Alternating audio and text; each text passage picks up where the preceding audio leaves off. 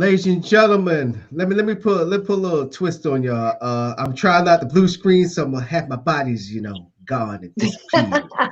Have fun with that, Spirit sir. fingers, y'all. Spirit fingers. Ladies and gentlemen, welcome to another edition to another installment of Hashtag Fade to Black. I am your host, Donna Alamonte Morris, here with the Nia Joe, aka Teach, here with Beast Johnson. First of all, how was y'all weekends? Because Friday we didn't do a show, so just gotta check in on you. It was great. I had a wonderful time. Lots of rest. Yeah.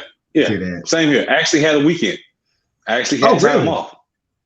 Well, So lucky for y'all. it was all Bruno. It was all Bruno Mars. I ain't doing nothing.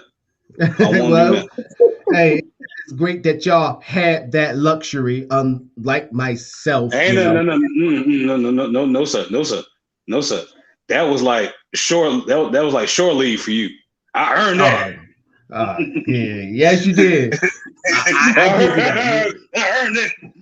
I earned it. So y'all had your weekends. Me, it was a work-filled weekend, drilled and all that stuff. I don't need to go off the cuff on that. Today's show, Teach, you have a guest. Could you please tell everybody about your guest before we go into the opening statements? Well, this is a gentleman that I met while I was in Tanzania. He was part of the artisan group. He was our featured artisan in that he's a visual artist. He works with charcoal paints, murals, photography, you name it. He's a bad brother. Wow. And I just had to bring him on the show last Monday, February the 22nd was his birthday. And also his book launch. So we want to talk about all the energy and the artistry that's coming from Uganda. And I just called him to try to wake him up because it's about 4:15 in the morning there for this show. So hopefully he'll be coming on in just a few moments. So even with that, our main topic for today is also about censorship and social media. I've been hit with it plenty of times. Beast's been hit with it. Teach, I don't know if you had. We're going to deep dive into that on why is censorship is such a big issue with social media now. But with that, we got to do our opening statements. Beast, you are first on deck.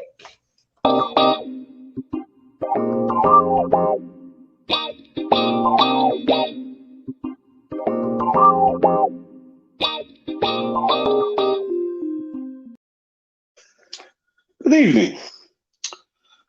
Hope everyone had a very prosperous and healthy weekend. The main topic we're talking about is censorship. Censorship across social media. And if anyone has ever randomly gone across or scrolled down their timeline, you've seen a lot of questionable things that would cause, how did that not get censored? We've seen everything from human life being taken at the moment of theft or homecoming, as the church would say. We've seen deplorable acts of violence, deviant acts, and exhibitions of sexual promiscuity, prolific drug use,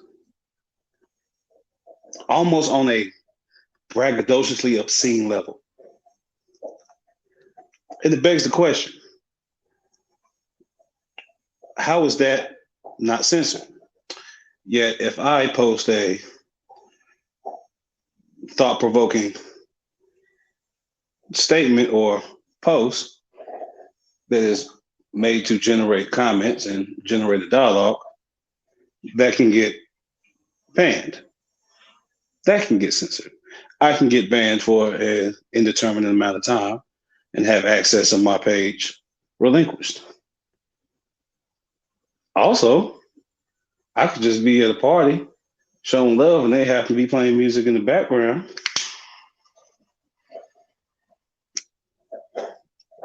I could even say, hey, I own the rights to this music. And that video, that moment in life that was captured and put on exhibition for others to see, is banned, it's blocked, it's muted, it's altered, it's tampered with, due to someone wanting to censor it. Now, as I talk about this, I've clearly just rolled up a whole blunt and started smoking it. Speaking ever so civilly, when you don't mind me, I just need time me to sharpen this stuff. It's always amazing what calls for censorship. What is really deemed too graphic. Now, if I could see someone's head get blown off and see someone's mama fornicate with her side nigga at the barbecue while the uncles play pinochle, then I should be able to play my favorite song or play any song for that matter and not be censored. I should be able to share something that was already previously put out there, and I should not be penalized for that. So as we move forward today, let's really question why things are being censored, because there's a reason why certain things that should be censored and have always been censored are now accessible and deemed tolerable. I hope you enjoyed this, and let's get ready for the show. Well, talk about putting a point out there. So my opening statement is we always try to support businesses on this show. Recently, I had my longtime cousin, make it seem like it's a job, but she reached out to me the other day, and she has a small business. So if y'all have any legal issues, now when I'm talking about legal issues, I'm talking about if you get a DUI or if you're going through a custody battle and you do not have the affordability to get a lawyer. She has been working with this company that makes it affordable on this app. She actually sent me the link. And so I'm going to go ahead and let me go ahead and share this to all of y'all. If any of y'all are having this issue, you might want to invest in this if you're having any sort of legal issues or legal problems. Take a look. Are you worried about a legal problem like a consumer issue, medical bill, real estate transaction, landlord-renter dispute, traffic ticket, or estate planning? Or is the loss of your privacy, data, and potential identity theft concerning? With major data breaches exposing more and more personal and private data, you may have already dealt with email and social media hacks, stolen credit cards, and other violations. Legal issues and privacy concerns are a part of life, but that doesn't make handling them any less confusing, frustrating, devastating, or even crushing. And lawyers are expensive. There's a better way. Legal Shield gives you advice and counsel from reputable lawyers near you. Our caring and dedicated law firms can help you with a wide range of legal matters, all for less than $1 a day. Protecting and empowering you with a law firm in the palm of your hand, the Legal Shield mobile app can help you begin preparing your will. Take pictures of a traffic ticket and securely submit it directly to your law firm. Access free legal forms and speak to a lawyer with just the press of a button. You can also upload a contract or document for legal review. Contact your law firm to have a phone call or letter made on your behalf, or call 24/7, 365 in an emergency. Need fast answers to common legal questions? Chat with our legal bot Aaron anytime. And with ID Shield, we can also help you monitor your most important data. We protect your identity from every angle by watching your credit reports, scanning the dark web, and alerting you of any changes or potential misuse of your personal data. Our monitoring services provide full service support, alerting you if any discrepancies in your personal data are found, notifying you if your info is used in new applications, warning you of any privacy concerns with your social media accounts, and informing you if a sex offender moves into your neighborhood. If your identity is stolen, our investigators are dedicated to restoring it to its pre-theft status by working with you one-on-one, doing whatever it takes for as long as it takes to restore your identity with our unlimited service guarantee and protecting you and your privacy with coverage of up to $1 million on any cost you may incur as a result of identity theft. Legal Shield protects 4.4 million people in all 50 states, plus Canada and the United Kingdom, liberating our clients from legal frustration. Knowing you have a law firm in your corner protecting you can be empowering. Take control of your legal rights and privacy with Legal Shield and ID Shield. Sign up today. Ladies and gentlemen, that is my cousin's business. She will be sending me more information as we go along. Like to thank her for Legal Shield and Legal ID. I already forgot all about it, but that is our brand new sponsor. And I will be giving out more information so that you can get all the legal needs, lawyer, and whatever you need. So we like to thank that sponsor, my cousin's sponsor, for being on board the hashtag Fade to Black show. And with that, I yield the floor to Cheech. Nanga Def, Manga Free. Hello, how are you? I am fine. My opening statement, censorship. I guess we're going to talk about it. But what comes to my mind is the first censor. Where do you learn who first censors you? As children, we're taught that we're not supposed to use profanity. Profanity is reserved for grown people.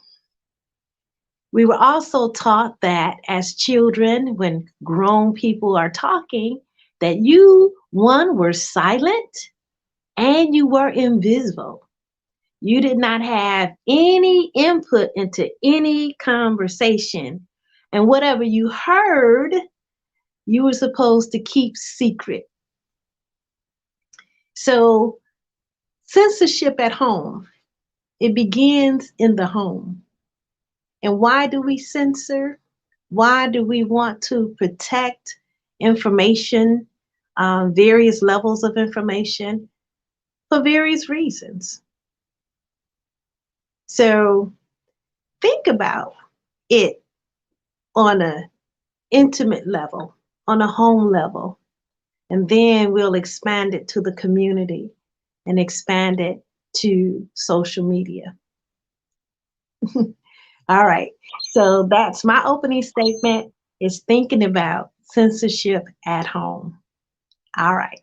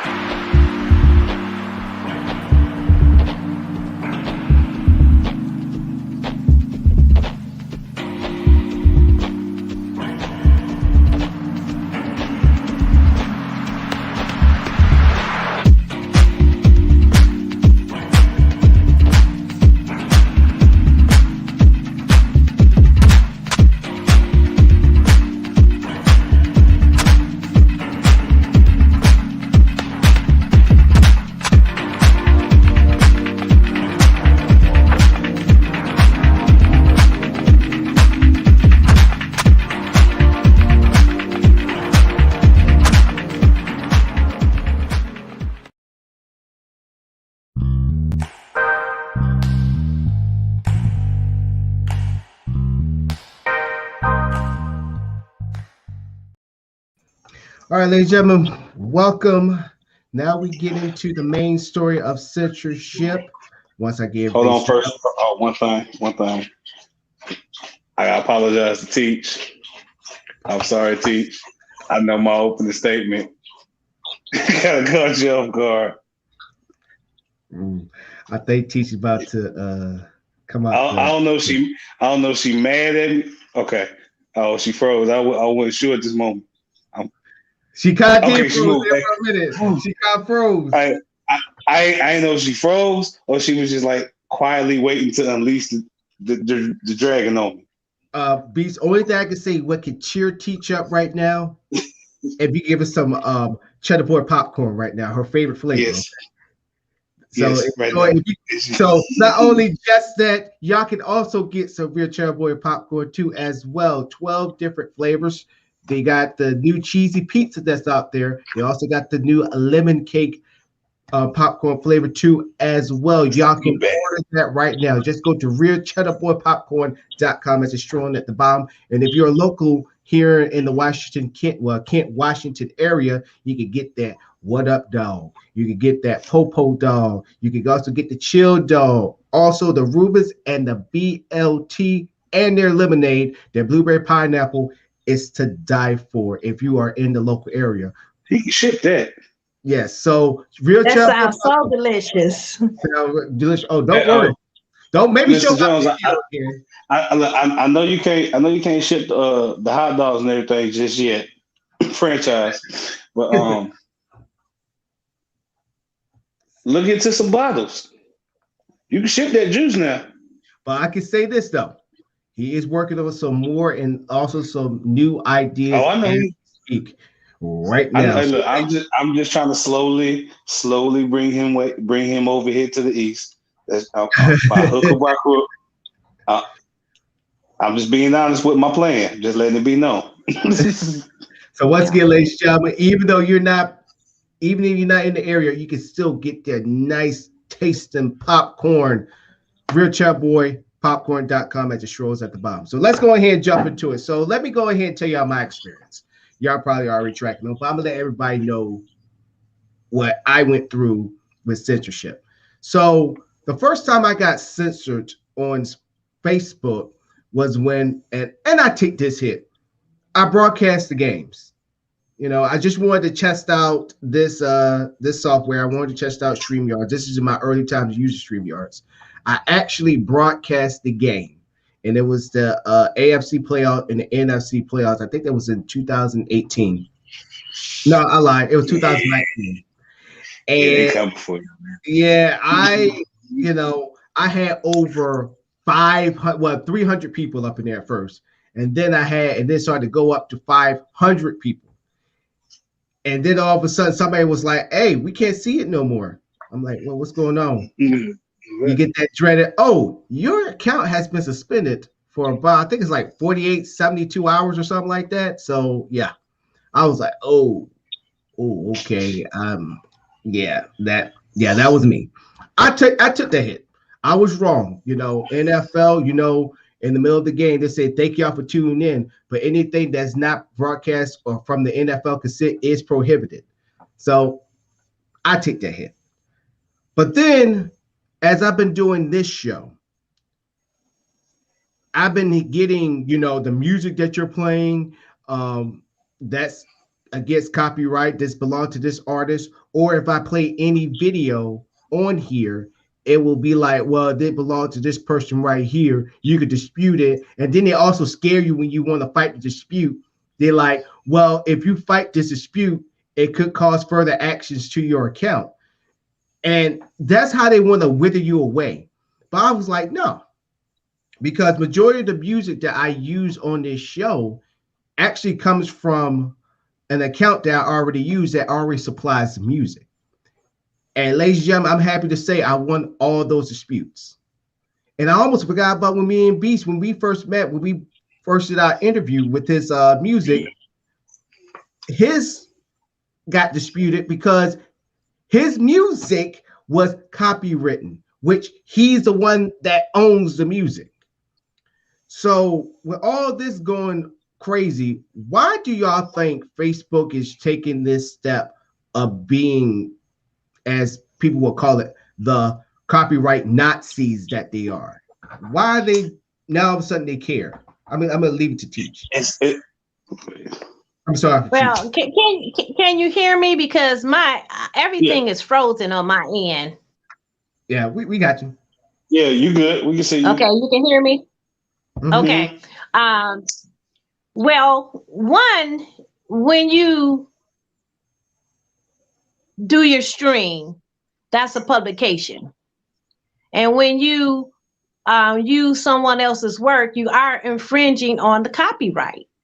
So if you don't have, there's something that's called North American one-time usage rights, where you write the author, get permission to publish or republish their work. And if you don't have those things in place, then you are infringing on copyrighted material. Now, where Facebook comes in, Facebook is the publication, so to speak. So they bear all responsibility for all of the billions of users that utilize it, because it's on, they're responsible. So ultimately, even though, I mean, Facebook is the publication. Right. And so you can't just take somebody's work and just publish it. And right. That is the infringement. But there's a difference between censorship and copyright infringement. And I think that's where this gray area is. Now, what I have experienced with censorship in terms of Facebook is that all of my posts are open to the public. But here lately, certain posts, people will ask me, well, can you make this public? And I'm like, well, yeah, it is public, but they can't share it. And so I went to my mother's phone and pulled up my Facebook page. And sure enough, I went down each post. Some posts were private, some posts were public. All the posts that really didn't mean anything, had no validity to it, you know, just whatever kind of post, they were public. They could easily be shared. But the ones that would have an impact, could make a change, could make a difference, they were private. So that's something that Facebook does behind the scenes. And so I've just noticed that, because a couple of people have brought it to my attention over this past week. Well, can you make this public? I want to share this. Actually, a post that I made this morning, someone said, well, can you make this public? I want to share it. And I'm thinking, all of my posts are public. But I went behind the scenes and found Facebook had marked it as private. That is crazy. And just something else they do. Go ahead. Along with that, because it's a kind of a two-part setup that they do. So there's that one part of making it visible but not accessible. So you can comment on it, you can respond to it, but you can't share it. The most that you'll be able to do. In some cases, you'll be able to send it through Messenger. I can send it to y'all through y'all Messenger, or it'll just say you could like or you can comment. That's one version. Then another version they do is they stretch out the time of actual visibility.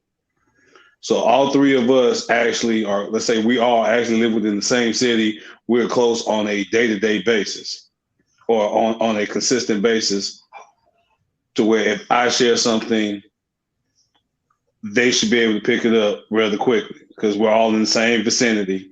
We all actually know each other. So our mutual friends, everything is pretty much connected through us. Yeah, it may take 2 days for Teach to see something that I've posted, like you said, thought-provoking, something that would spark an actual conscious thought or effort. She might see it 2, 3, maybe 5 days from now, from the time I actually posted it.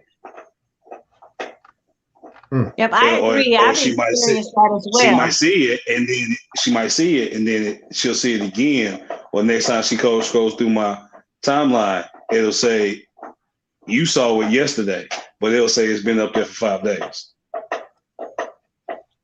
Yeah, and for me, I want to step in on that because we get the game, ladies and gentlemen. This is not us bashing Facebook.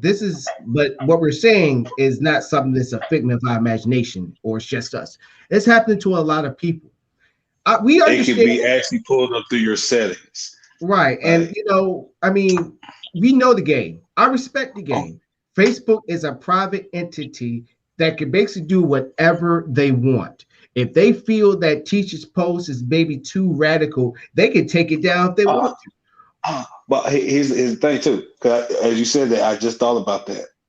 They had one way that you can flag posts is by jostling your phone.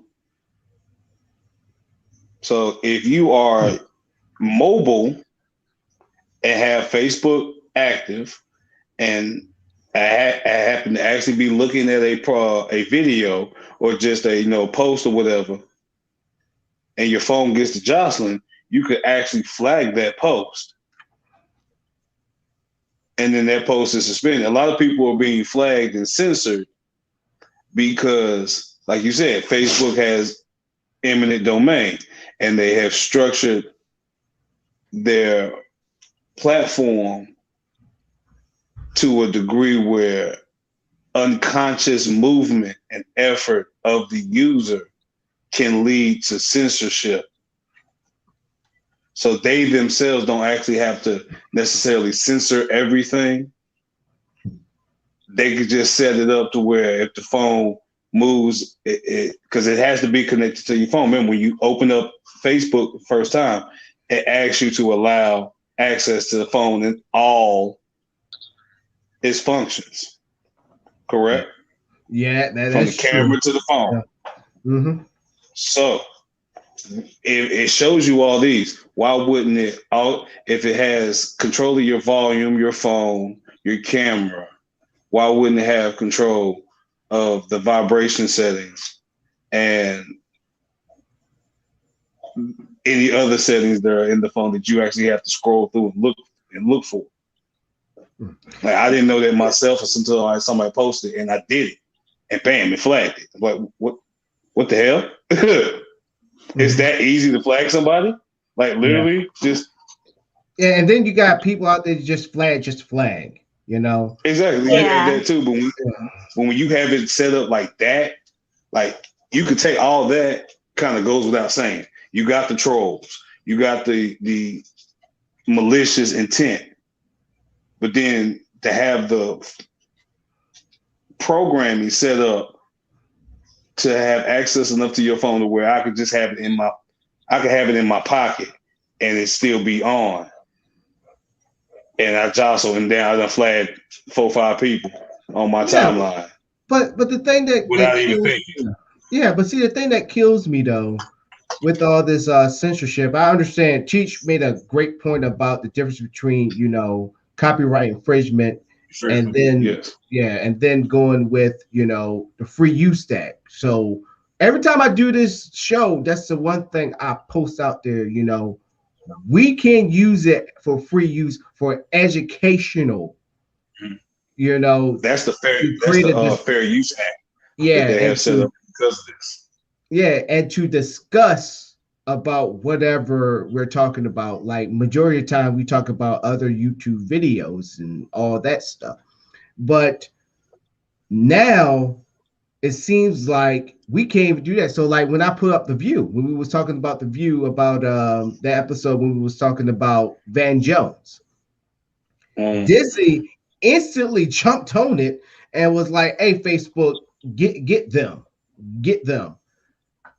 Took the stuff off because they think that we're using it for monetary gain, which is not the case. It was what was going on that show. Right. And you can clearly see that what they was talking about, what happened in that show, was a cause for discussion. And that's what the show was doing. And that's exactly what I put up in the dispute, which, ladies and gentlemen, I won, because I think the biggest thing for me, this is coming from me, I think the biggest thing when it comes to something like that is either they don't want us to talk about it, or two, they think we just making a little money off it when we talk about it, which is not the case. That's what it's the sense of, it's the second part, because the censorship that you're seeing now with videos and really running rampant through Facebook is a lot of censorship issues that you have, or sampling, or we call it the music sampling issues. Because there's legal ways to sample other people's work. You can give other people credit. Like you could write a song and I could sample one of the lyrics, and I know I got the lyrics from you and I was inspired from you, so I give you writing credits. But I can still get sued by your label, even though you and them both get a check off of it. But here's also my issue too as well, is that when you got the little guy, I could, compared to the big conglomerates out there, the media companies, we're the little guys. When we use a material that nobody's reporting and it gets traction, we get banned. If it falls in any of the if we violate any of the guidelines that Facebook got out there, or maybe even Twitter, and it just breaks protocol, we get censored. But then you got like a CNN or MSNBC or Fox News that takes that story that we had and use it and run with it. It's all good. I understand. But what you're not seeing is behind the scenes with those big companies.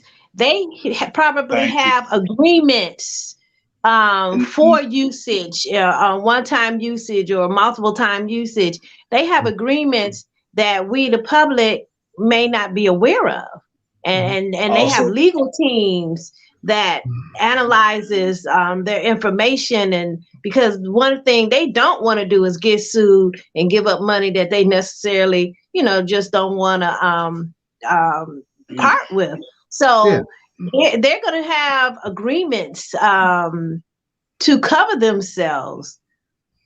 So we operating as a small operation and a big operation is two different things. We don't have a legal team. We don't have a team.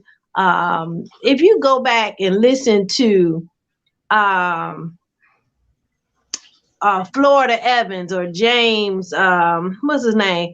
Yeah, of Good Times. Yeah, James and they Evans. talked about, and they listened to some of their documentaries where they talk about how before a show airs, or actually as they're writing the script, they have to check the verbiage to make sure that they're not infringing upon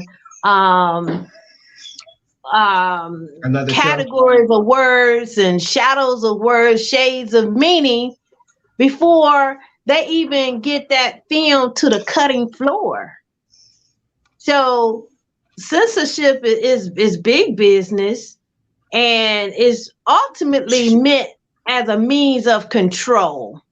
And I think what we need to examine, what is it that they're trying to control? Yeah, and that's also what I was conveying and what I was saying with the little guy, because when we cover a story, like I'm just saying us for example, if we cover a story that nobody is talking about, but then we get censored, and then the big boys, the big conglomerates take it, that got to be a little bit of like, okay, all right, that's effed up. We have not infringed on anybody's rights. We didn't steal it from them. This is a story that we talked about. At least give us the credit of like #FadeToBlack were the first ones to bring this story to light. Have one of us, maybe even all of us, on the show. So if yeah, go ahead. Everything y'all saying is right, especially in regards to podcasts and podcasts of this genre and nature. But the other thing that comes into play is what you spoke on earlier, the difference between us and CNN and Facebook. Think about those platforms. back to what Teach was saying about certain backdoor deals and boardroom deals being made and already set up. These businesses already agreed. They got their money invested into the news platforms to give the news. Now we're in an era now where everybody goes to Facebook for their news, because every other facet of news has now transversed and connected themselves into Facebook. Now the problem that has arisen from that is you got folk like us dropping news. You got the actual news platforms dropping news. You got the YouTube news popping in as well. And it's all these different unchecked markets. And they aren't making all the money that they feel like they should be making off of, because they're seeing this going around they're seeing this going around 8 times, but they're only getting paid for 7. They want that 8th. Yeah. So that censorship comes into play too. So like if it's not coming from them and you got that time frame, that time issue too, you can show it up to a certain amount of seconds, which is like less than 5 seconds. So you have to fight the Fair Use Act in situations like us, where we're using other facets of information. It's just like on your footnotes when you wrote the paper. You had to get your MLA notes. You had to cite your references, and they had to be credible references. That's all we're doing. Same way we're citing credible videos and credible internet sources. We're giving them their acknowledgement and credit, either verbally or digitally, but it's on record. And from there, there should be no legal issue. But because they get more money off of it, that's the issue. Yeah, see, the thing is, I believe that it should be a two-way street, because without the viewer, the Facebook people that subscribe to Facebook, basically the consumer, you won't have Facebook. So it should be a little bit of give and take, because if let's say if a CNN have a story that people don't give a damn about, and you got a little guy like us that bring it to the fold and present it in a better and different light, it only just give attention to CNN, good or bad. It's a good PR move. Right. It's like, what's that old saying go? Bad publicity is good publicity. You gotta spin that shit. Yeah. And so when I hear, seeing like little guys like us that get censored for like the little minute detail, it does make me discouraged, not only for my end when this show gets hit, but also for other people that's doing the same exact thing that we're doing. You have to have a little give and take, because you got, every time you on your Facebook feed, you see a commercial, Capital One or you have to have clear parameters. I feel like that's the actual. It's one thing if it's a situation like I'm usually doing, like we're doing, this falls more under Fair Use Act. Before the average consumer, for the average Facebook user that's just chilling at their house or at a little get together and whatever music, and they say, make it clear, I do not own the rights to this music. Okay. No money's being exchanged. There's no Cash App scrolling or connected to the feed. Nobody's making any references of support or donations. So any songs played in the background are just that, background music. Right. That's clearly stated that they don't have ownership of it, so they shouldn't be penalized and blocked for it. That's an issue. That's a parameter that should be fixed. Instead of like me at a show, at a rap show, a concert, that's a little more. Right. If you had a Drake concert, you sitting there recording, what do you expect to hear? You will hear Drake, but going on that, like I said, I'm still going on it should be a two-way street, because that's a problem, Darnell. If you're at a Drake concert, I'm quite sure they're saying, there should be no video or recording of these performances, because people are taking those things and, I don't know the formats back in the day, but it used to be a format where you could just download people music, and they were losing money because, I mean, which if you get it free, why am I going to pay for a record? She talking about So, the LimeWire days.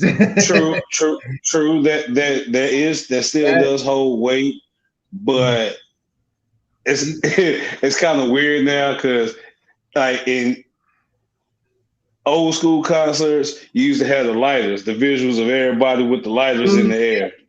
Now and you got that, the cell phone. Now it's the cell phones. So it's like, yeah, like they know it's more or less now embraced as a better form of instant promotion. And then it's like clout on top of that. Yeah. Ha, I'm live at the Drake concert. Right. And that's why and that's why I was about to that's why I was about to extend to that, Teach, because not everybody going to record a whole hour and 30 minute or 2 hour concert, because you got the opening act, and then he probably got other acts, and then you got the main act. If your phone got that much memory, shoot, give me your phone. I mean, but and even if it do, it's still gonna be low quality bootleg at best, because you at a concert, the sound gonna be all jacked up. Whoever you see, you ain't gonna see them clear, no matter how close or far you are. You gonna see a head walk on by. You see how I'm looking right now. Like, even if you close up, even if you like right here, you on stage to see them. That's not a good angle to do the whole show. They gonna be running around. You're gonna see them like for 5 seconds here, 12 seconds here, and then the echo of the freaking mic. That's no matter where you see that. I hate that. Oh, it's gonna be tough. And then the worst seats to be in is front row, because it's like it can't get angled. It's like like this. That's all you do. Yeah, basically. So for anybody that's, first of all, anybody who's actually doing what we're describing, you're wrong. Number two, nobody ain't gonna buy it. You might as well just buy that $60, $70 ticket. Yeah. $67, $70, $100 ticket. Just wait. Not just if it's from an album, just wait, because if it's Beyonce, she's gonna drop the DVD exclusive with the album bonus package. Netflix. She already got Netflix. HBO Max. CNN. Shoot, they gonna make their money one way or the other. So. You're gonna get a chance. Be patient. I think also, like what Teach was saying, censorship has become a big money maker itself, become a big business, because not only are you protecting money, you're making money at the same time, because now, let's say it's quality control. Right. It's the dark art of quality control. That's what it is. Because if Teach have like a freaking album that's like still popping on the charts, and I'm on the show using it, she's gonna be like, hey Morris, it's great that you put my music out there, but I'm gonna have to need a little bit of change. If you don't got that, I'm gonna have to copyright your shit. That's infringement. And I have to respect the game. Because I don't want Teach goons up on me, knocking on my door. Teach, keep your goons to yourself. Don't do it. Let me give you an example of copyright infringement gone wild. In 2018, I was in a meeting, the AU's first writers conference bureau meeting, and we were in Kenya, and I met a prolific writer. I cannot pronounce his name. If I say it, I must just mess it up, but he was Nigerian, and he was salty, to say the least, because he was very well renowned. He was the poet laureate for his country, and basically he had an average lifestyle. But there were some huge copyright infringers that took all of his works, even the cover of his books, and sometimes designed different covers to his books, and put them on Amazon And because he was such a prolific writer, they were charging more than he ever charged for any of his books. And when he found out that his whole collection was on Amazon, and I think it shows how many sold, and he's like, sold where? Sold how? I ain't got no check.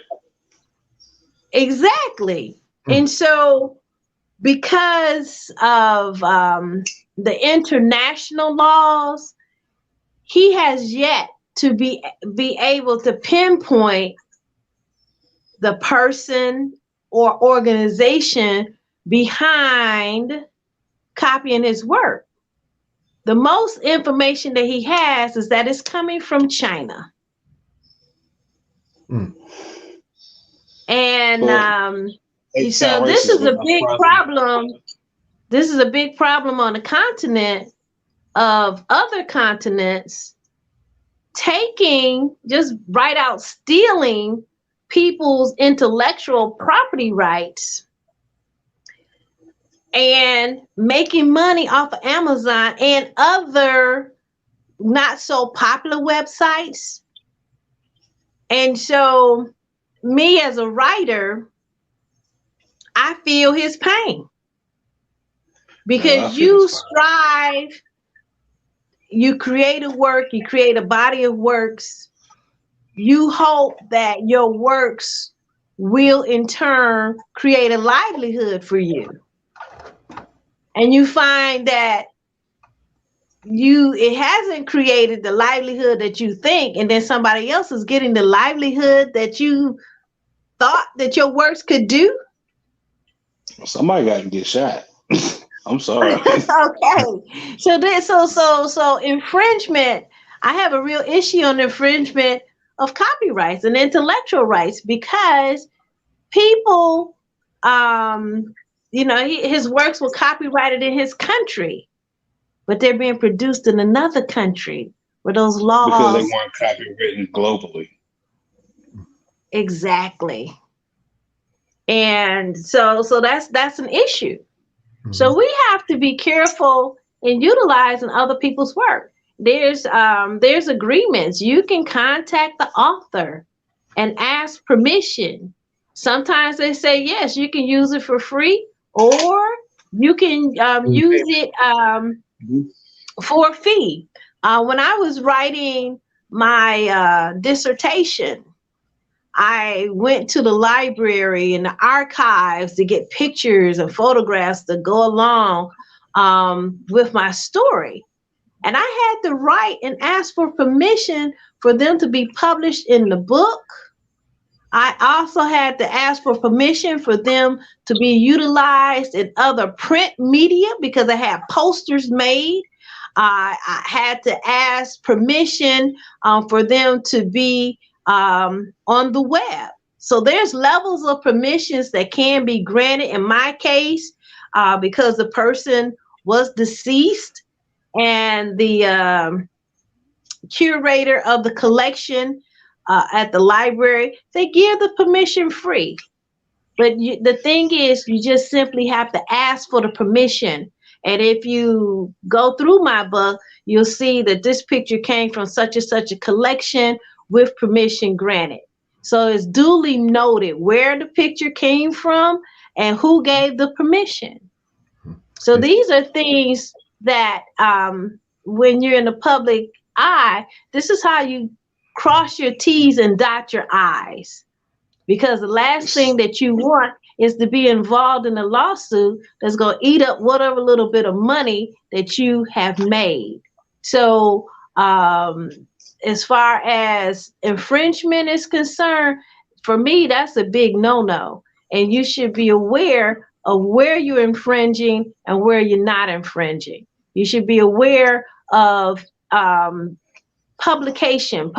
Anytime you put something out there in the public, that's called publication. Whether it is media, whether it is print, or circulated on the web, you're publishing that particular work. Okay, and speaking of that, it's the top of the hour. Actually, we two minutes off the top of the hour. But when we come back, we're gonna talk about the biases when it comes to censorship, and that one I think is gonna get very, very touch and go. And we will be right back.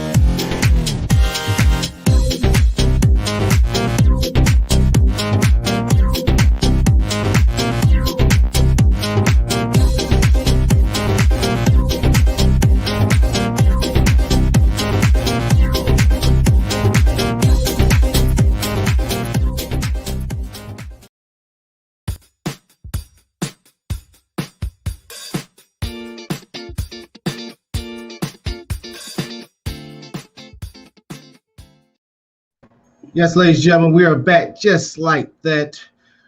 Hashtag Fade to Black here with the Neil Job, aka Teach, here with B. Johnson, and me as your gracious host, Don Alamonte Morris. We are talking about the censorship of Facebook. Well, not Facebook, but social media in general, but mainly we talk about Facebook.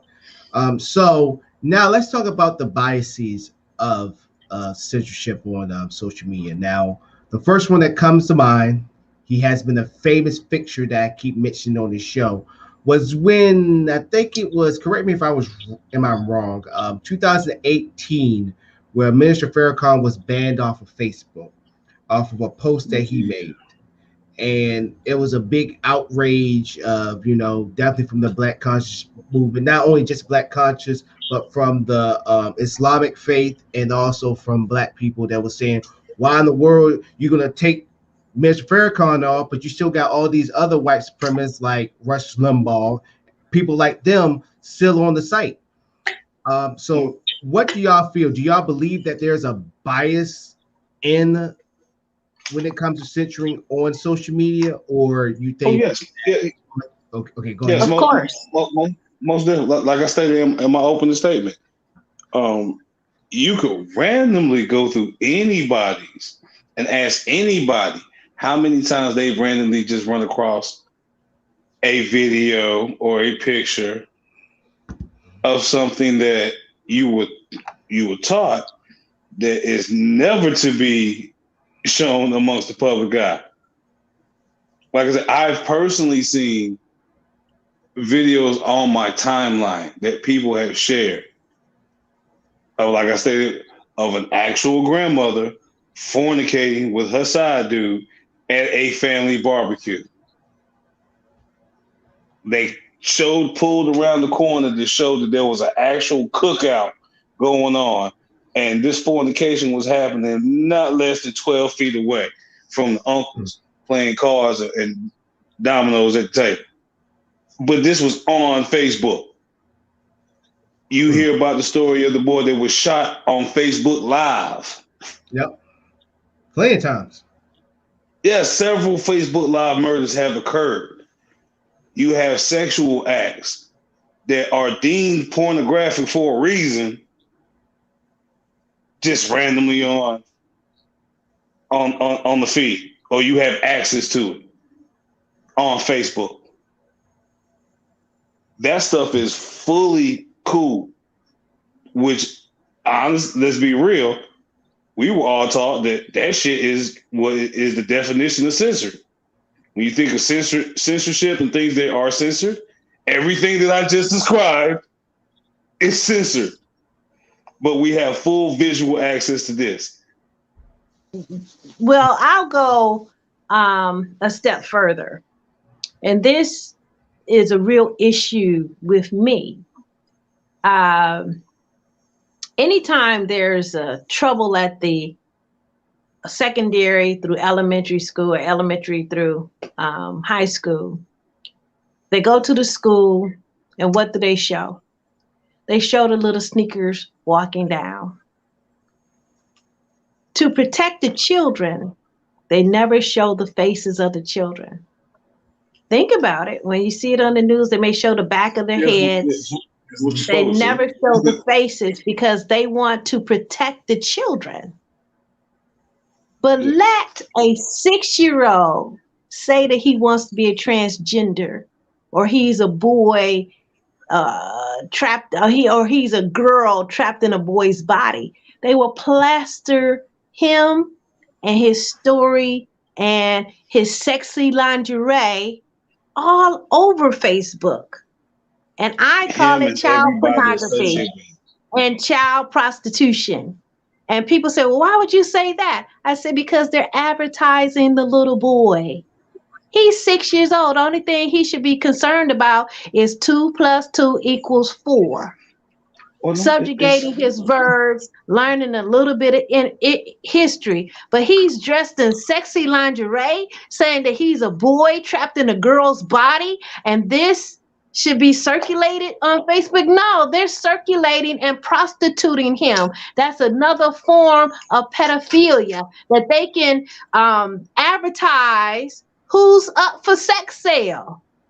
Well, without saying I have a child for sale, they could say, oh, he's curious about, or he's a boy trapped in a girl's body or a girl trapped in a boy's body. And what? All the pedophiles are hitting those sites or hitting those pages, trying to send money to get support to that child that they feel so heartfelt about. That's child pornography. A 6-year-old, no.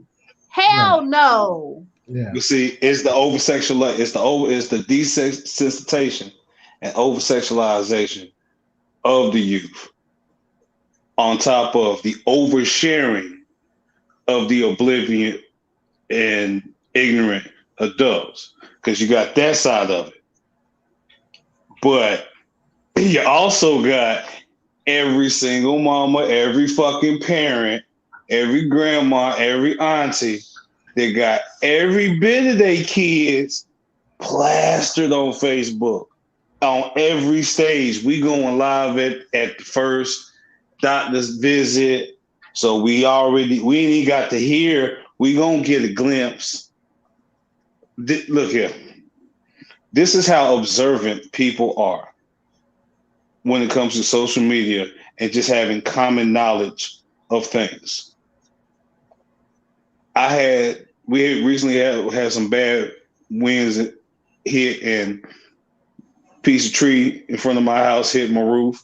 I had to chop it down, took a little pictures, whatever, showed it. And I just showed the damage, and you can't tell any distinguishable mark of where I live at in that picture from that angle. But someone I know saw that picture and was like, wow, you stayed that close to me? What the hell? How the hell? He said, Yeah. So if someone is that randomly observant on that picture, how observant you think a pedophile is on Facebook, looking at everybody's kids and all their little special events and all the albums that you have sectioned off just for them, me and my babies, a personal little jerk off log for them. It's unfortunate that we have to speak about it like this, but it's the sad, sad truth. And see, and that's when I jump into with the biases. When you got this going on, they say that we trying to go after that. We trying to clean up our platform so that it could be a safe place for everybody to come on. So, but this also in lies the issue. So we could be, let's say, we actually shared that picture on the show to be like, this is wrong. If you see this, don't post this out. Don't share it. They would censor us. And y'all all know it. They would censor us just like that. But then you got people that's actually will post this with trying to think that they are trying to, not trying to, they're trying to go viral. They're attempting to go viral. They're hoping that it can go viral so people can come back in and be like, hey, we the one that originated that post. Like they're doing something for the world when they're actually not doing anything. Now, once again, we're not bashing transphobic. We're not bashing none of them. We're not saying that we're at just all. using that as an example. Just use that as an example. Because the reason why everything we're saying is true. Everything Right. that we're saying, teachers is my statement factual, is totally in line with protecting children. Right. Now, exactly. if you're And that's over the point 18, that we're all trying to make. If you're over 18 and you are Live your life. woman trapped into a man's body, that's your business. Live your life, make the mistakes. Right. Live your life, learn But from your when mistakes. you're 6 years old and you're 12 years old, no. Like the story with Gabrielle Union's stepson. I forgot the father's name. Oh, Dwayne Wade. I don't think I should even know that. I don't think that should be public. Because he's 12 years old or 12 years old at the time. That's not my business. I don't think for me, he's a child. I don't think that needs to be public knowledge. Right. That should be something that should be kept in the household. And exactly. But unfortunately, because it's public knowledge now, you know, on the grand scheme of how to handle a situation like that, I just feel like at that age, you don't handle it in that fashion. Get therapy. Just because every child says a lot of crazy shit, and we all said a lot of crazy shit that we want to be prior to about middle school, high school, start to get a little more grip of reality and what you could functionally see yourself doing. Right. But so up until that point, it's like, get the therapy, because kids change their mind. And the last thing you want is for y'all to go through all this rigmarole on a whim because you want to be the cool stepmom and be accepting and everything. And then years down the line, this boy have an epiphany that all that was some bullshit in his head and he wants his dick back. Right. And once again, that's something that they should have kept private. It's great that his, because now you got folk like me chiming in. Yeah, that's just being honest. And that's where I want to get into. That's the other part that I want to get into as well, because when it's thrown out there like that, you got people who would, like I always say on this show, when you put yourself out there on Jump Street, no matter what it is, it could be something it could be something as lighthearted as me saying I love Coca-Cola, and you got all the Pepsi and the Dr. Pepper people coming at me like F Coca-Cola. Coca-Cola sucks, to actually be saying I hate Pepsi. Pepsi sucks. And whoever drinks Pepsi, you're garbage. I gotta accept all the roses as well as the rocks, the dirt, the money, everything thrown at me. So there are things that people need to understand that they need to keep to themselves and just be like, you know what? I'm just gonna keep it with my immediate, circle, my friends, people that I know. When I say something, they know that it's me, and they're gonna keep it amongst us. But not getting too much off the topic. For me, that I have an issue with the biases is these scammers that are on Facebook. I'm talking the ones that I always see is if you share this post, you will get $5,000 or $500,000 of like lottery winners. I saw this one video with Floyd Mayweather showing off his money and all that stuff, but they're quick to go after people that's trying to stop it, but not stopping the entities. Because I know they're burner accounts. Let's be real with that. They're burner accounts. You got people that have multiple accounts, and sometimes it's not even here in the States. They're in other countries, which once again, don't get me started on the Russian invasion, what happened during the 2016 election. But I digress. But you got burner accounts, right? You got burner accounts out there that are being reported, but then when it comes back, oh, nobody don't own this account. We can't track it. This was another burner account. But I agree with you. You get a lot of merchants selling stuff. Right now, I have rolling down my timeline a Mac Air book for $89, and some kind of laptop for and then it has all these customer comments, and they keep showing the box of this Mac Air book saying, "Oh, I bought this and it works great and it's lightweight and it's this and that." I'm like, what? Why are the customers keep showing the box and not the book? And then I read the comments, and then one guy said, "This is a scam. They're just taking your money." And I know of others that do the same thing. And I got burnt one time. I'm thinking Facebook is legitimate. I ordered something and boom, never got the merchandise. When I went to rectify, the company disappeared, the website disappeared, everything just disappeared. So I'm saying, okay, Facebook, when you on top of all this stuff that ain't nothing, but this is something, this is taking people's money. How come you can't screen these merchants to know that they are real merchants? But it's deeper than the merchants, though. It's deeper than it's the memes. You got. You see those pictures that'll be like, the ask for is specifically worded to be like an income, like, hey, shout out your elementary school growing up, or use this like name generator memes. Those are ones you gotta watch out for.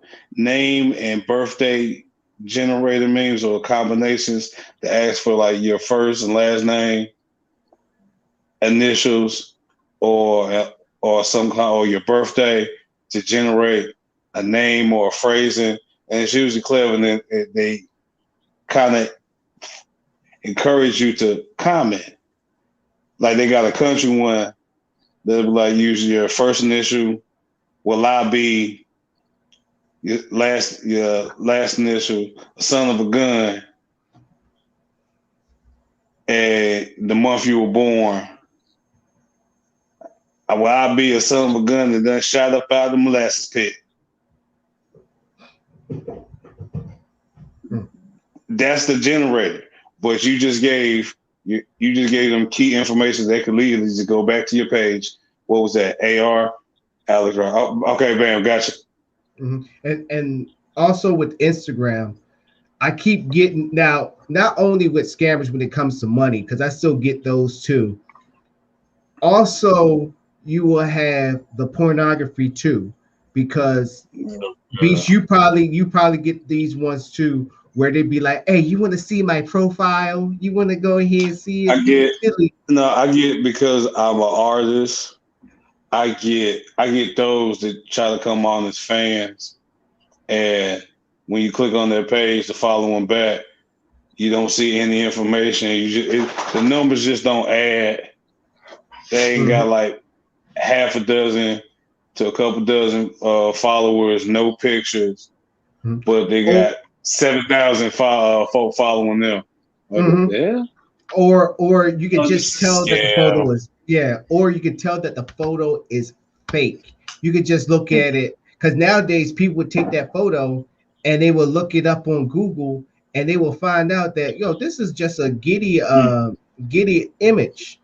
or this is No, just I from get I get the cover artists and visual designers.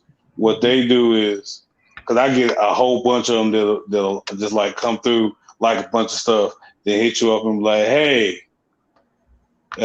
I do like low work, da da da. It's usually a block template, about a paragraph size, but saying, hey, I do all this different designs, the visual work. Come mess with me, and I could go back about 2 weeks later through my messages, and that account is deactivated, no longer there. Mm-hmm.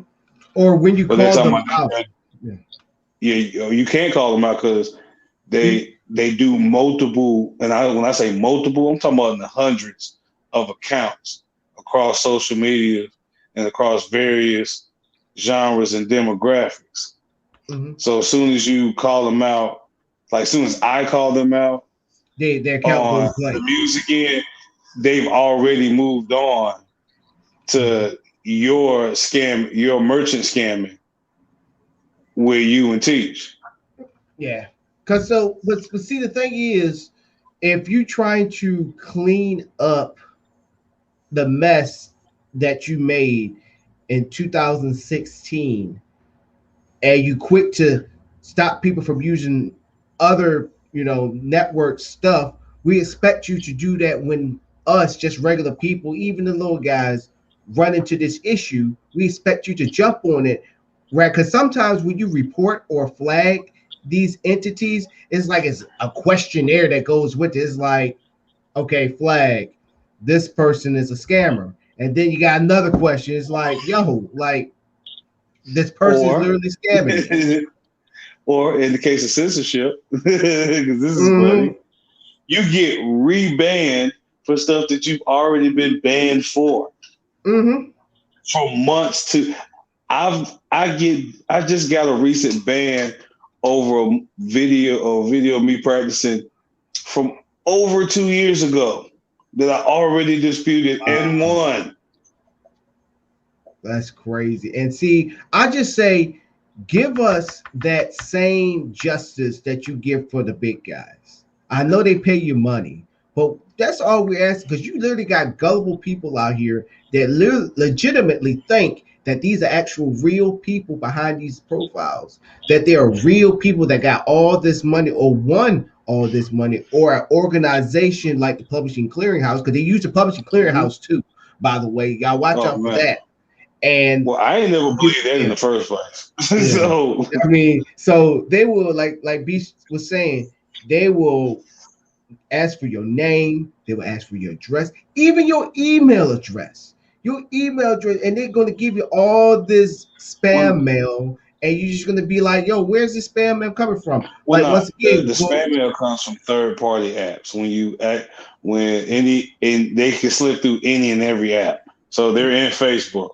yeah. So, and then also with the Instagram, I still continue to get freaking tagged in these freaking like videos. Come see my video, and I'll be like, delete, to the point now that I on Instagram, this is a notorious scam too. Is the cash flipping app that I keep getting the same people, and now that Bitcoin is being a big thing now, which I got some investment up in that, thank goodness. Um, Even before it started becoming popular, so that's even better. They were sitting there saying, "Oh, we can help you out with that. We can help you out with that." And I always call them out, scam, scam. Like this one, I said that was a scam. They were trying to write back. They put hello, and I reported them and I blocked them. No. Oh, see, look, I Mhm. get this. This is gonna make y'all laugh. This is a new scam. It's kind of like a Nigerian prince flip. Oh, They oh, done, oh, yeah, y'all gonna like this. Y'all gonna like this right here. oh. They done figured a way to make a scam hustle out of sugar babies and sugar mamas. Hmm. Yeah, I see you. I see your mind like, how? Do tell. Well, funny story. Speaking of Instagram, I actually had a random page hit me up, and it was the picture was of an older white lady. And I went back to the page, and it seemed like it was her. It was enough pictures random pictures to be like, okay, this seems to be a real person. There's definitely transitions of hairstyles and areas. Like, okay, go back and just basically saying, hey, I like your page. I'm interested in being your sugar mama. Wow. I know I'm handsome, but I know this ain't my type of lucky day. So what's the catch? No catch. I just give you one. Where you stay at? But long story short, here's a cash app. Here's a cash app. Send it. She sent it. It was pending, and that's how they get you now with these cash app scams. They'll tell you they're going to pay you a certain amount of money, because I got hit like that again once trying to sell my truck. They'll say, okay, they'll send you a cash app for X amount of money, say $500, but it has a $35 transaction pending on it, meaning you have to pay out $35 cash app in order to receive said $500. And that's the face I gave to.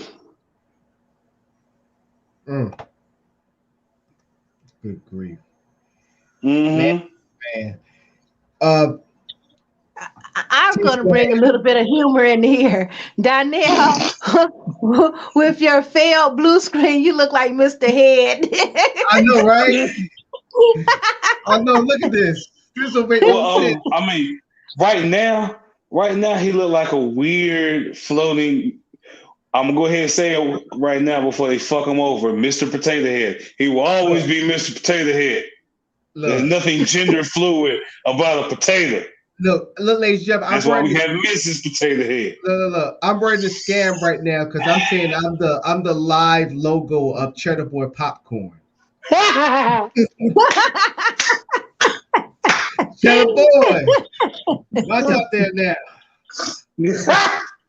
Since we in the good jolly mood right now, ladies and gentlemen, for the top of the hour, we're gonna go ahead and switch to our next sponsor. So I'm gonna be doing it with our sponsor, our other one, Sky Zone Society. I'm gonna let Beats do the introduction a little bit later. Oh, look at that! Check it out, Sky Zone Society.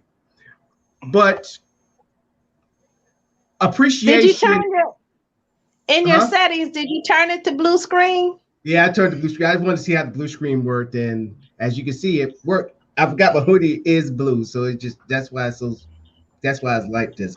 But appreciation and congratulations are in order. One of our panelists had an article done on her, so that's going to be of our top of the hour. Once I get this book, we're going to put her on the big screen so she can explain this article. Teach. The floor is yours. Okay. All right. That was unexpected. All right. So your bag of tricks. So the article written about me or the article that I submitted, which one? Because there were two. Article that's about you. We can talk about the one that you submitted to as well. Okay. Well, there's an article that was written about me, an interview article for the Sanaga Maritime magazine in Cameroon. And that article was a promotion for my upcoming event in Cameroon on March the 10th. I'm going to do a debate regarding the diaspora, giving my views and opinions and ideas. So that was one of actually several articles that they have done over the year to promote my name, promote my cause, so people can be familiar with me and expecting me when I do arrive in the Cameroon. Now, the second one, do you have a picture? I'm actually I'm uploading it right now as we speak. So I'm okay. Hopefully I get the right one. So this is that is an article that I submitted. It's page 92. Okay. That's that's a actually, magazine? yes. This is the African Union's, that pink page. Go back down. That one. That's the beginning of the article. This is And the African Union's Echo 2021 magazine. They had asked for a call for submissions concerning culture, art, and the heritage. So a friend of mine said, "Hey, Anita, did you know that they were calling for submissions?" I'm like, "No." She said, "Well, you need to get one in there." And so I decided to submit an article entitled "How Cultural Identity Culminates into Power to Effect Social, Economic, and Political Change." And I look into the life of Catherine Dunham and utilize her life to talk about cultural retentions in the America, um, dance, which if you know anything about Catherine Dunham, she was a major dance artist and she actually utilized her dance as art for social transformation. And that's the epitome of being an artist. When you can forge a social change in your community. During her lifetime, she was faced with racism. She was faced with the denigration of what they called in her day the Negro. And she utilized her artistry, becoming an icon worldwide. And she's African American. And so she was able to change performances or attendance goers to certain performances because she would play to an all-white audience. But once she had a handle on her fame, she utilizes to say that once I come into play on this stage, it has to be an integrated audience. If not, I would not perform.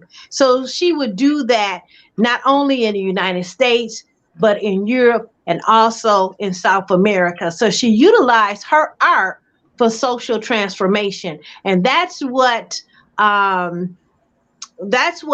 are doing, utilizing their art as a voice to the world stage.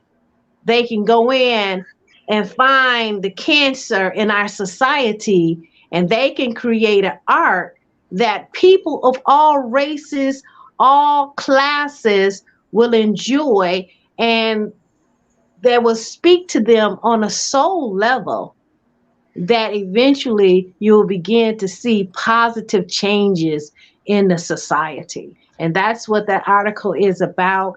It's on my page. If you like, we can put the link on the page so you can go directly to the article. And again, this was published by the African Union Echo 2021 magazine.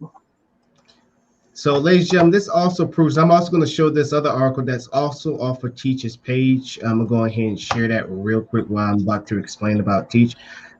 We're movers and shakers on this show, ladies and gentlemen. That's also proven it. We're not just a group of people that's decided just to do a show to give our thoughts. We're doing things out here. We got one of our panelists is actually out there into the Olympics, Away.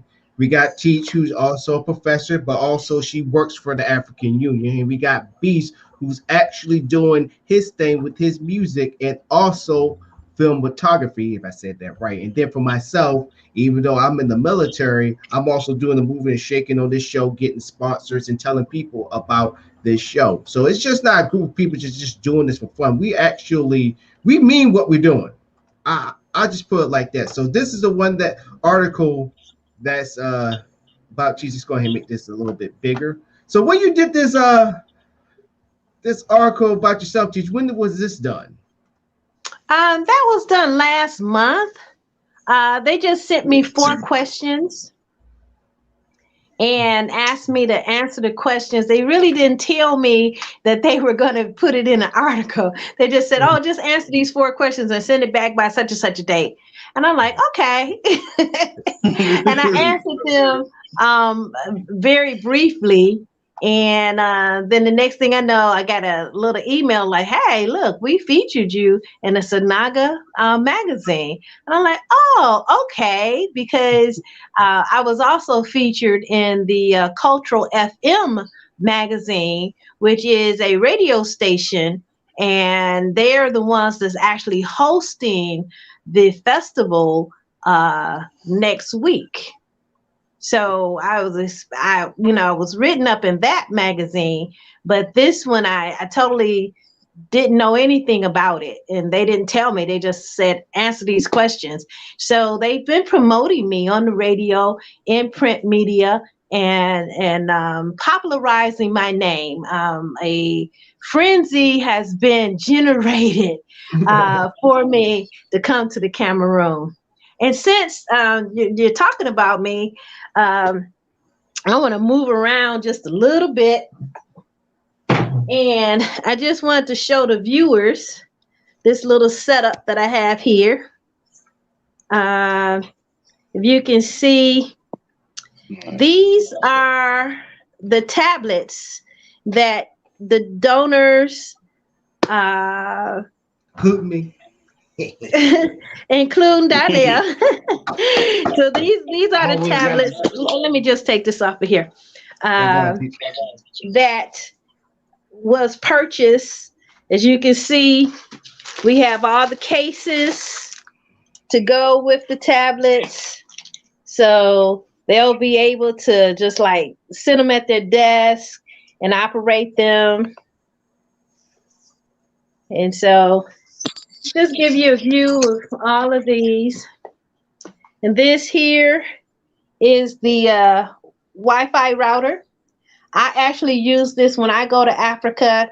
Up to 10 people can be on this router at one time, surfing the internet actually quite fast. And then these are additional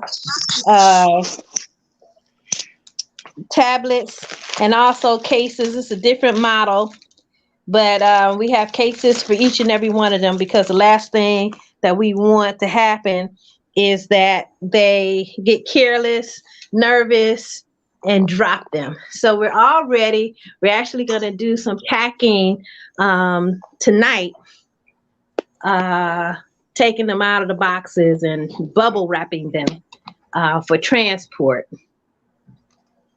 And as you can see, I have on my African Roots and Heritage Foundation polo shirt. This is what we wear when we go out into the field to do our global day of community service work.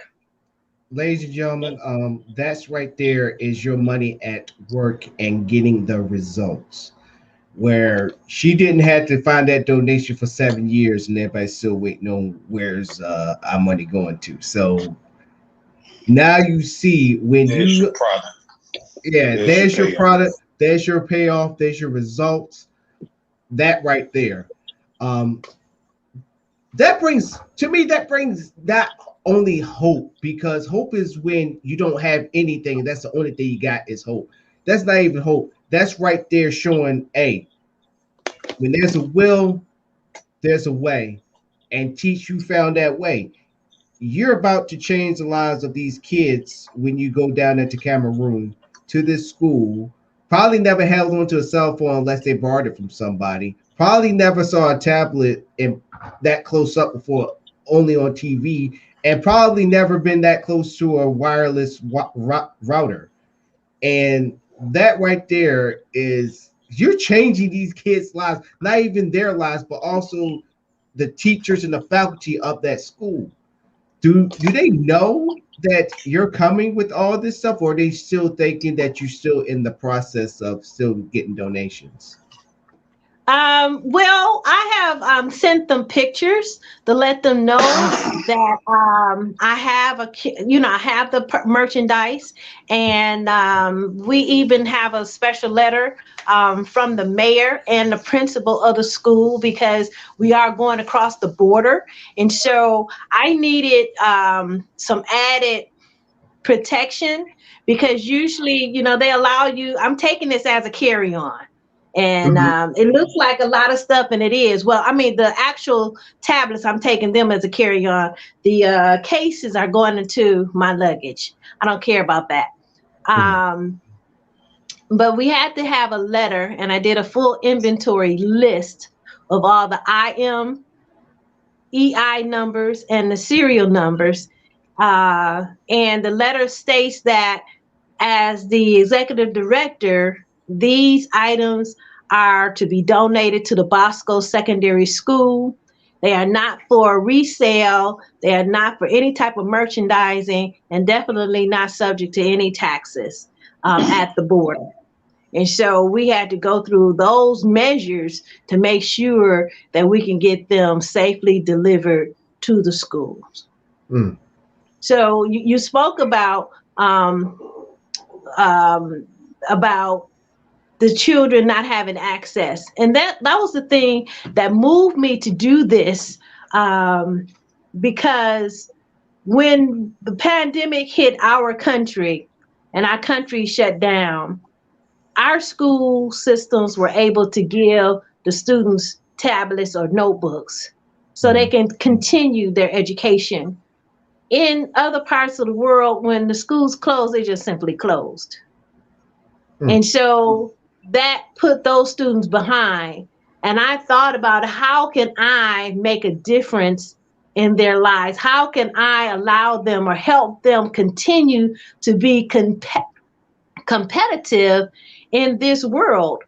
And I thought, oh, we can get them some tablets. If people would help me or help the organization, we can provide tablets for them. So our next goal is to actually bring computers. Oh wow! So that's the next time. But I will work with a company with my nonprofit status to get them to donate and ship the computers to the school. I even have a contact, and I'm always thinking about labeling. I mean, everything I do has a label on it. Okay, so I ran into a company that will personalize the computers, putting your name on their product.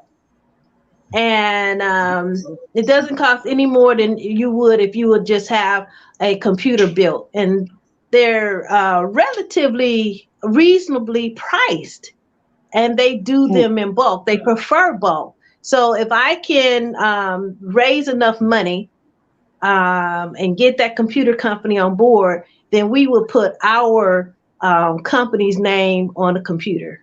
So every time that person goes, our name will be etched in their head that we are making it possible for them to stay advanced in terms of technology.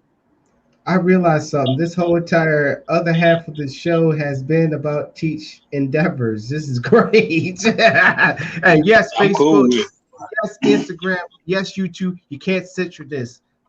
Black excellence at its best, at its finest, shown right here, right now, today. And Mayo just wrote us. He was thinking that we're done. We're not done yet. Can somebody go ahead and message him saying that we're not done? Yeah, I got you. Got you.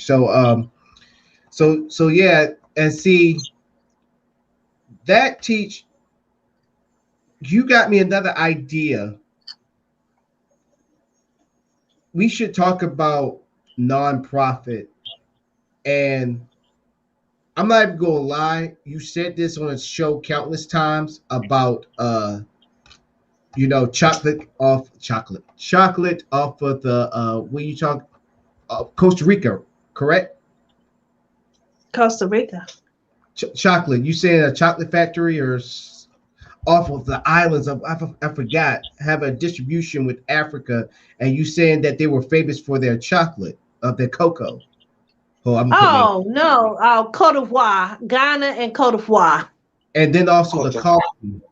And we got Mayo on the show, ladies and gentlemen. What's up, buddy? What's up, everybody? What's up, brothers? I was like thinking that one more, late church member. purposely come in after offering. He wait till after offering and right at the tail end of the sermon. That's the best time. It is. So I was like, we should have a show teach where you can explain about, somebody is that the tablet teach? Yeah, I was. Okay. Oh, showing everybody that. Hold on, let me go and put you on full.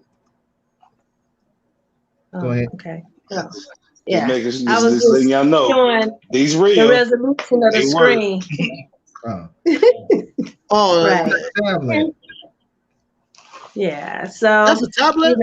Yep. Yeah. Nice. Mm-hmm. Nice. Yeah. So well, you're coming late, but I was just showing all the tablets. Oh, nice. That we purchased, and we're getting ready. My mother and I were gonna have a little assembly line of taking them out of the boxes and bubble wrapping them because this weight is too much. And so I want to be able to, so you can see all the tablets, the cases that we have in multiple colors, and then also the Wi-Fi router boxes. And this is the box that I use when I travel internationally, and it can hold up to 10 people on the router at a time. So I went with what I'm used to utilizing, and when I traveled to Africa. So I was just showing everyone who had donated, and those who desired to donate. I'm still taking donations. You still people, I received some donations on Saturday, and I received some donations today. People are just still pouring out, and there's always work to be done.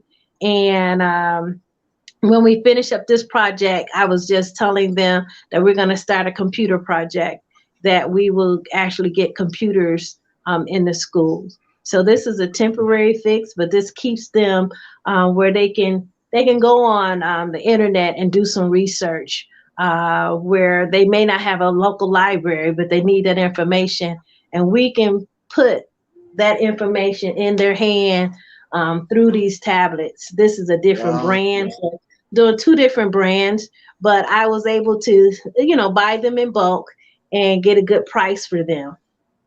That's beautiful. So Mayo, real quick, because we got 10 minutes and then we're gonna head into the segments. So what do you think about the censorship that's going on? You know what? Before he does that, I will yield my time on the segments so that he gets some time to actually get in depth like everybody else has. All right. Thank you. So you got. It's only right. Thank you, Beast. I appreciate you, brother. Yeah, you got extra 20 minutes, and that's going over the top of the hour. So I got you. Thank you. Platform is yours. I got you. You already know. Yeah. So what do I think about censorship? Like that's going on? Like talking about the online censorship. Mm-hmm. Now, what we have spoken on in general, we've spoken on the difference between actual censorship and infringement, and the biases and the level of contradictive biases that come from the censorship that we're seeing. Certain things are being censored versus other things that have always been deemed censored. Well, I mean, and I guess I'm only looking at, because there was been in the news in the during the election and now, and I mean, was there anybody in particular that y'all can give as example outside Trump and his folks being censored, been kicked off social media? Okay, aside from just podcasts and third-party sources showcasing news, you have the level of rampant decadence, as we can say, folks smoking weed, doing drugs, having sex, folk getting killed. That's shown, but they show that somewhere. Play somebody else's. Oh, they do. Yeah. Yeah. Facebook. Yeah. Yeah. Or I'm gonna use give you another example too, because I see even the picture. Like with Minister Farrakhan, you remember that time where he was banned? So we talk about things like that, where he gets banned, but you got people like at the time when he was alive, Rush Proud Limbaugh Boys, Trump. and people and all them out there posting out rhetoric like David Duke. Right. No, absolutely. I mean, when you think about that, that's just America once again showing up and I wouldn't call it America, but it's just, you know, it's individual. I won't say individual, but a lot of some people that white supremacy. And the white supremacy, I think we often think that it's this group of people that know each other, that meet every time, they're organized and all that. It's not always organized. It's individual white folks who that what they are probably the ones that saying Black Lives Matter and marching with us until they feel like, oh, I don't want to see black folks get this much because they're gonna be getting as much as I'm getting. Or, so I mean, so there's censorship that's so biased in America today, and that's what I have a problem with. Don't make your censorship be biased. Really, I don't think anybody should be censored. I mean, that's just me. I mean, I like the European way when you go to Europe and you see everything on TV and you're like, whoa, I mean, they show everything on TV most of the time in some of those countries. I think it's Amsterdam that I went to and all that. I went to Amsterdam and I'm watching TV. I'm like, whoa.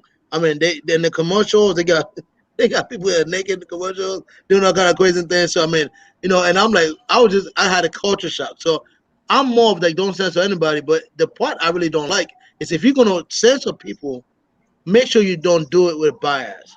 And I think there's a lot of bias in our censorship. Of course, depending on who owns the network or who owns the forum, where the social media forums and all this stuff that did. I mean, like I said, it was all stuff that was on our side. And I said, what I mean by our side, or I said my side, being a Democrat who believes in progressive issues and stuff.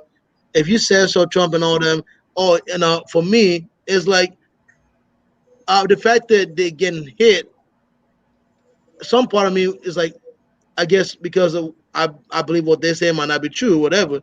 Some part of me agrees with it, but the major part of me disagrees with censorship in general. Because when you start censorship, then you breaking that fundamental principle of freedom of speech, freedom of expression, all that, freedom of all that. And I get it. People say freedom of speech is up to a certain level. I don't even think it should be to a certain level. Let us know how bad you are. If somebody wants to go out and start yelling the N word around, let us know that that's the mocked racist guy right there.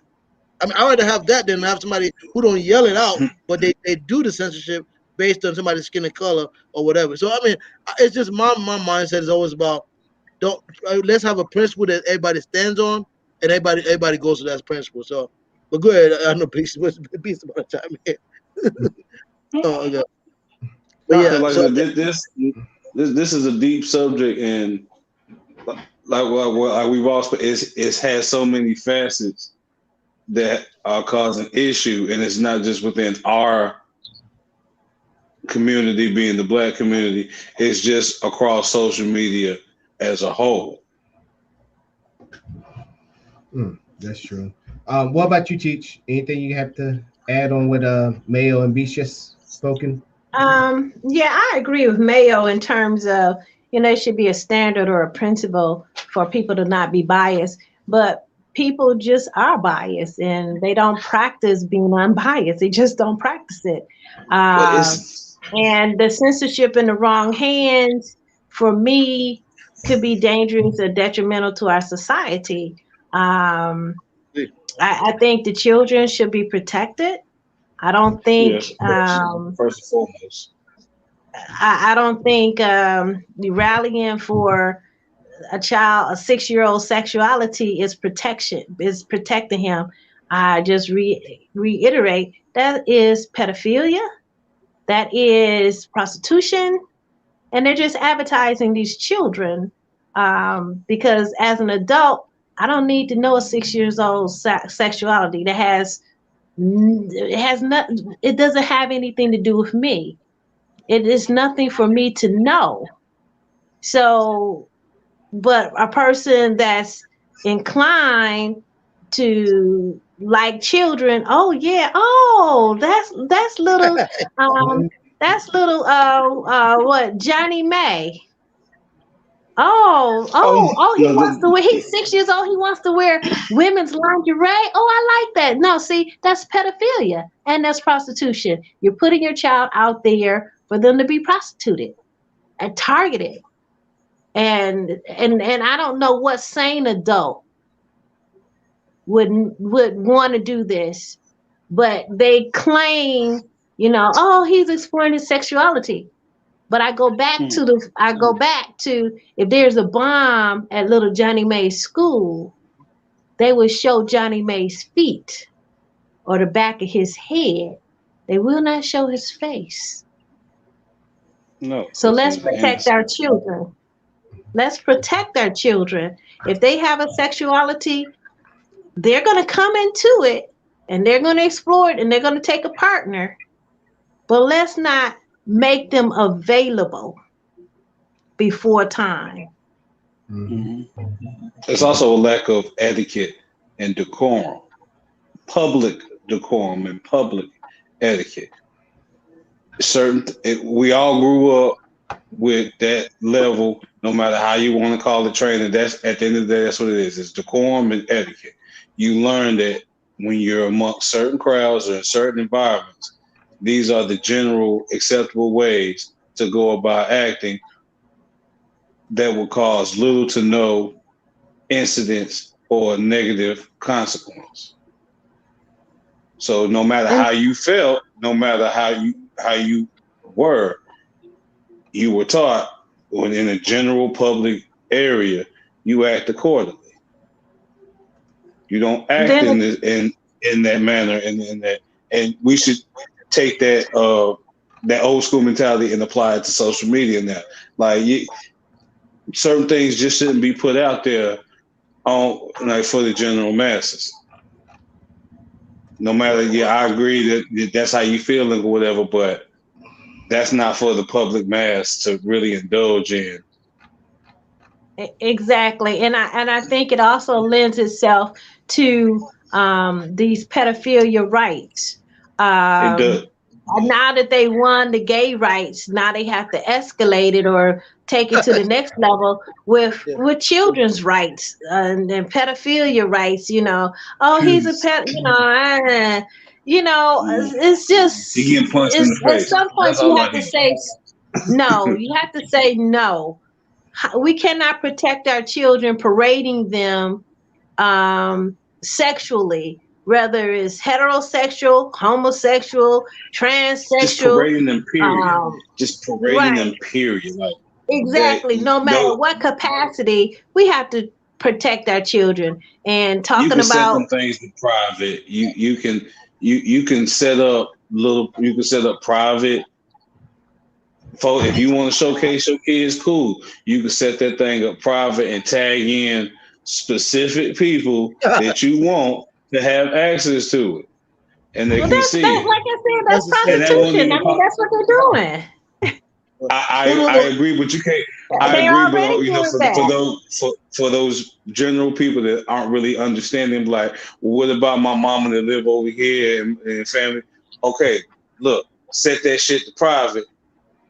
Put your mama and them in the list, in the VIP list, and they're the only ones that can actually ever see it when they come to your page. Everybody else won't even know it exists. And as far as the rest of the world knows, you ain't got no kids. But the people that know you got kids, that need to know you got kids, know you got kids on Facebook. Mm-hmm. That's how we need to structure this for moving forward. Because, like T said, we are dropping the ball as parents and as adults protecting our children by just putting them out there in the general public in every capacity. And then allowing Facebook to do your job of censoring that all from them, knowing that even though they say that they're censoring it, they're still allowing lots of other people go through the cracks, not even go through the cracks. No. My point was on this particular case, this video kept going viral of this little 6-year-old transgender boy. They were gathering support for him to express that he liked to dress in women's sexy lingerie. I'm saying that's a case that should have been censored and did not go viral, but under the guise of expression, awareness, that went viral. But if you look at it, it's nothing but a prostitution ring. It's nothing but a pedophilia ring under the guise of sexual difference or expression or whatever have you. On a 6-year-old, no, I don't think so. You have to look. It was layered. What I'm saying, it was layered, and it just kept going up in the feed. Everybody kept sharing it, and I'm like, what's wrong with you people? And I would put it on everybody post that it came down my timeline, because a lot of my friends were sharing and telling me, oh yeah, he should be able to. No, he shouldn't be able to express nothing. Right. And I go back to the old school. Children should be seen and they should not be heard. 6-year-old, we don't know about his sexual. What sexuality? What he know about dressing in a woman's clothes at 6 years old? Who is teaching him that? No. Who Let's is take it a step exposing further, him Teach. to that? Let's take it a step further, Teach, because not like you said, you speak about let's speak about the Q at the end of that LGBT. That Q was everybody else. That's the furries. That's the people that like to dress up as humanoid animals and hump on each other. It's called yiffing. Yeah. Then you got the people that want to, once again, go back to my point of, you had kids that want to be astronauts, nurses, firemen, Superman, Superwoman, whatever. But then you had the random kid that was like, I want to be a dog. I want to be a T-Rex. Now that if we that said that same dumb shit lived in this era now, all of us would be jacked up, because you see it now. Now you got grown folk that physically are morphing their bodies into the dumbest things because they have that childlike ignorance of saying, I want to be that. And they live in a society that is telling them blatantly, no matter what it is that you are, you can be that, and we will have to accept you. So once they accept the pedophiles, then the serial killers are going to have to give their acceptance.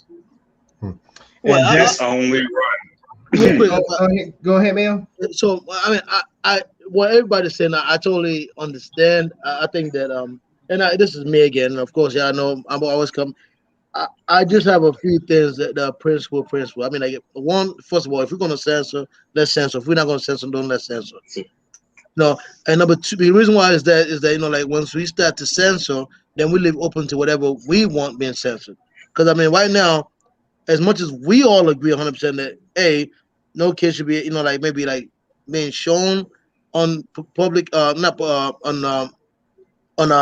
social media like around the world wide web, or that most parents should probably be able to guide their kids in what they think is the right direction. If they think that all this LGBTQ is open or not open, like Dwayne Wade and all that. I mean, we have opinions about other people's life, and I know at the moment if I see anything, I hope not. Hope I don't say anything like that. I'm gonna be like, damn, what did I do wrong? God, forgive me. I mean, I mean, if I say anything like that, I mean, so. And I don't think I will. I think it's very much what the parents are open to. However, I'm not nobody that can say I want to judge anybody's family, or not even judge, right? Like, to tell them what to do. I believe totally live and let live. I mean, I'm like what I do in my home, my family, my community. If what we agree to do, let's agree to do that. If that's what y'all want to do, even though. So that's what I like to watch. I used to watch Law and Order when I was in college. I forgot what course it was. I was taking almost like a pre-law course, and it was like Law and Order, and they would show us that in almost every day in class, and we have a discussion about it. One of the episodes was about like the Mormons and how they would do this pedophilia thing they're doing, and how the question of individual liberty and American justice and American Constitution. I'm a big fan of individual liberty. I believe that this whole thing about trying to make, and y'all can see me, that's why I'm always on here like with different opinions, like meaning that like if that's what they do, let them do it. I like to try to at least try to see a point of view of where they're coming from for a minute, and if I can't see, I just let it go. I don't think of them as bad people. I'm like, hey, that's what y'all do. I know that first of all, I wasn't raised to be like that. Thank God I had parents that were not, in my mind, crazy like that, you know. And since they raised me this way, and I know that I agree now as an adult that it would F me up if I was raised a different way. I'm glad they raised me the way I am, and I like who they made me out to be. I'm gonna try to do that to the next generation. If somebody asks me about them, what they should do with their kids, I might then tell them, hey, look, it worked out for me. At least I think it did with friends. You know. I mean, I think you should try the same thing with you. But I just feel like it's hard for me to tell somebody else this is what you should, what you should do. You know, the moments and all the stuff they were doing, and I forgot what another culture we saw. Then another one, and it's a culture that practice pedophilia. They give their kids out to marriage at a young age. It was a culture, some culture around the globe, whatever. I mean, for me to tell them that they're doing wrong, I mean, again, I feel like creeped out by what they're doing, but I'm not gonna be telling them, hey, you are wrong. I'm the one that knows right. My faith and my belief is one that knows right. It's not that. It's not that. Because I agree with you. I agree with you, but it's more a sense of, because I personally feel the same way. It's like it's pro-choice at the end of the day. Be like, you're gonna do what you want to at the end of the day. But I feel like in situations, especially in the situation the teacher's talking about, you need, in the society, we need to do, live your life, but live your life with sound mind and understanding and rational logic. Right. Know what the hell you got yourself going into. And basically, a lot of dope boys, especially older dope boys, they understand that mentality. Before they went into it and actually did it, they understood all the good and bad that's going to come from it. Right. And once they made that move, they accepted it and everything that came from it. So when you got situations like that, especially at that age, my advice to anyone is to seek professional help. Right. Find a professional ear to listen to that child and get a better understanding of where if this is something that's just a fad or passing notion, or the emergence of something true. If that is the case, then okay, we build that child's consciousness and confidence to get them to easily transition over.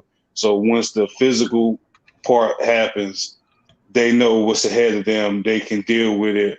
They have the defense mechanisms and capabilities to handle it, because they went through the process properly. They had somebody hear them out versus what we see, just throw them out there. Oh yeah, support them. Yeah, go ahead with it. Go ahead.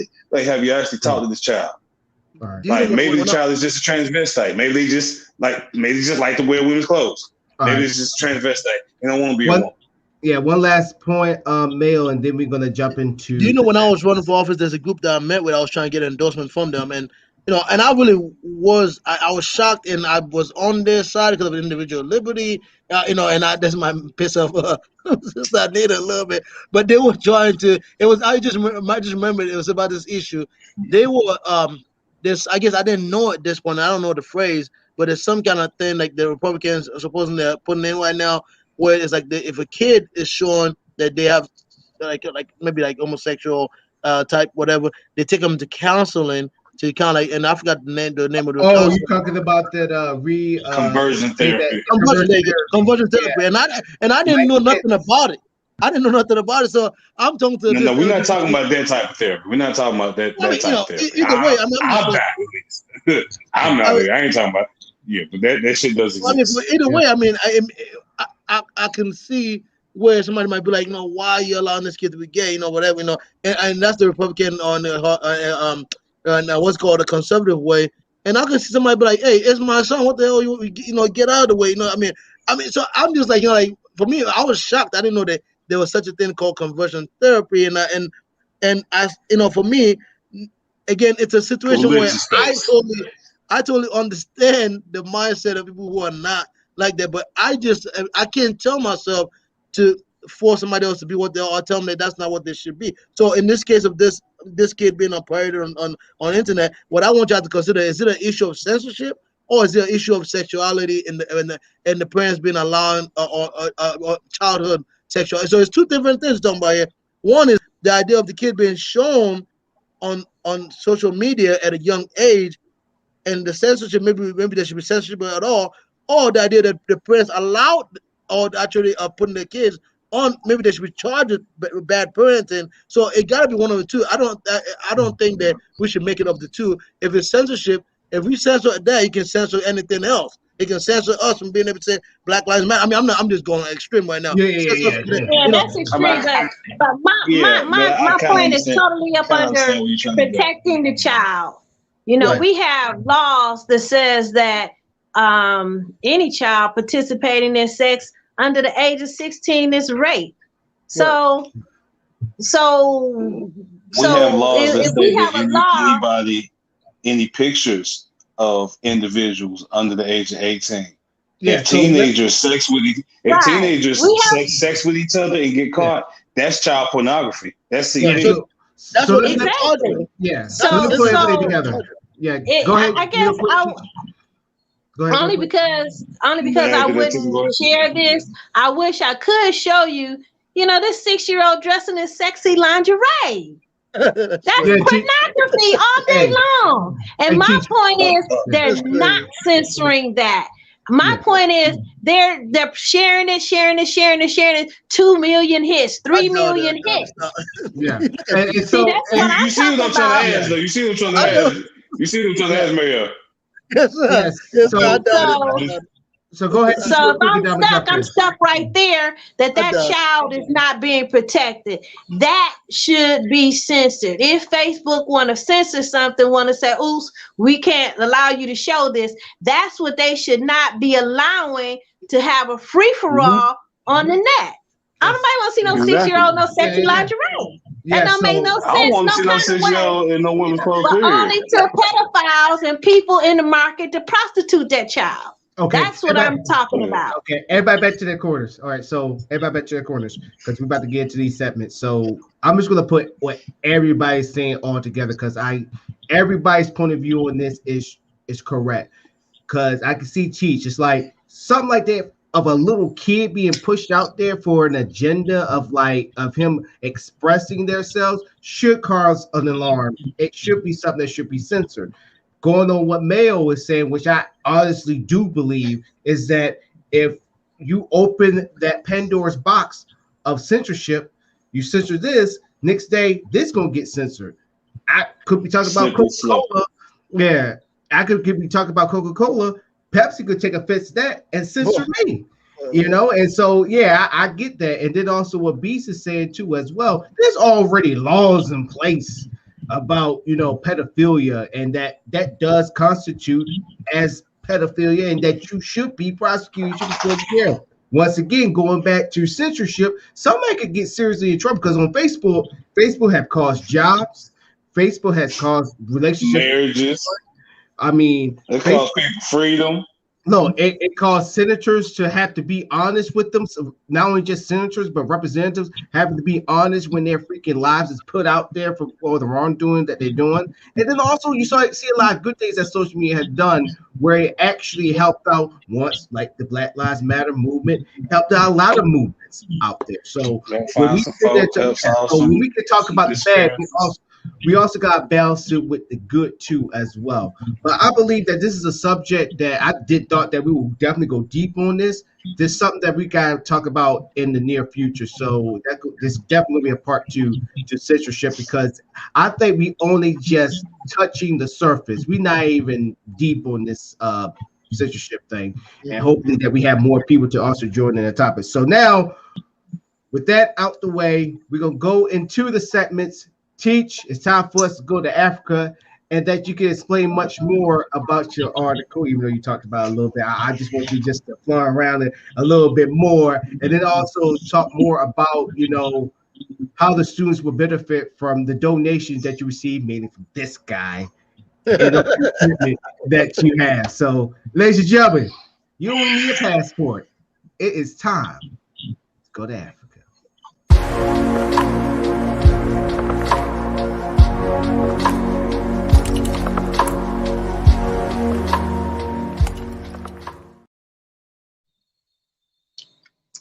Yamala. Hello, Greetings from the people of Cameroon. As you can see behind me, we have a table filled with tablets that will help the children of the Bosco Secondary School to remain competitive in this world in their education during this pandemic. The Festival of the Bosco Eseka in 2021 convenes March the 8th through the 13th, and we're all getting ready to get packed up and get ready to go to Cameroon.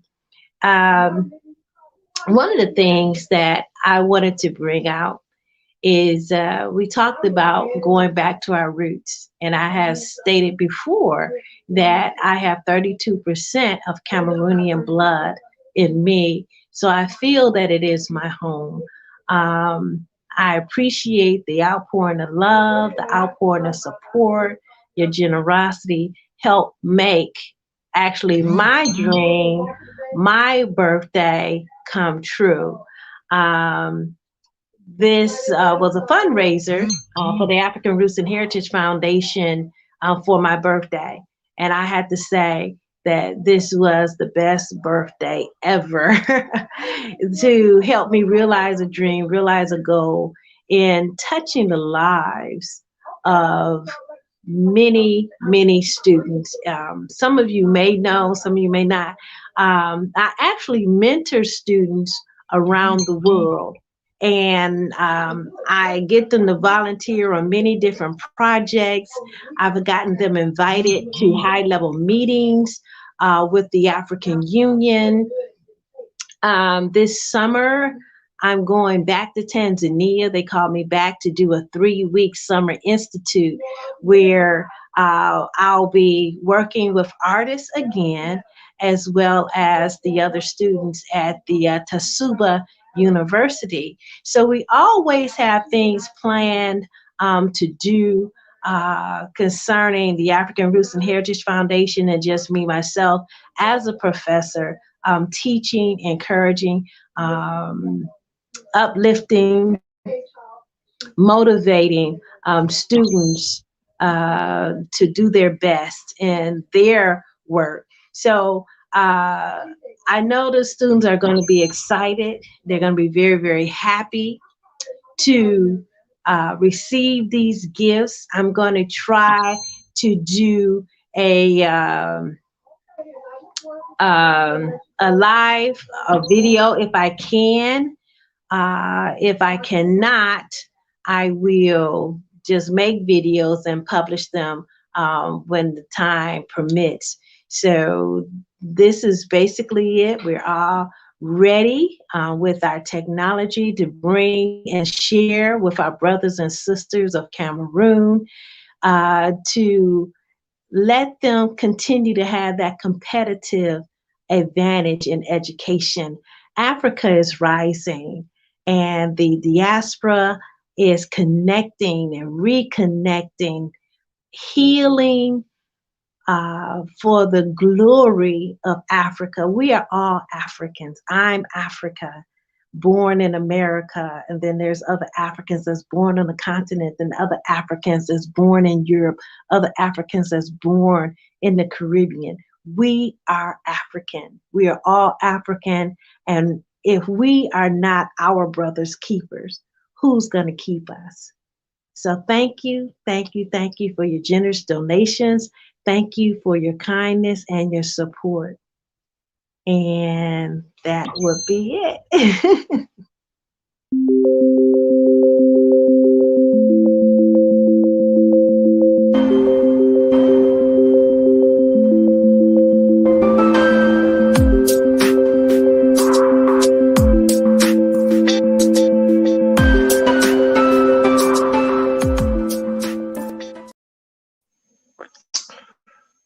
Since we're talking about censorship and the babies,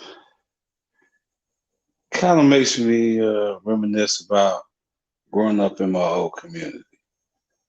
There was a respectable level of censorship that the adults exhibited toward the children. It was well coded for what you learn later on in life as an adult. certain neighbors you didn't mess with, you couldn't go around.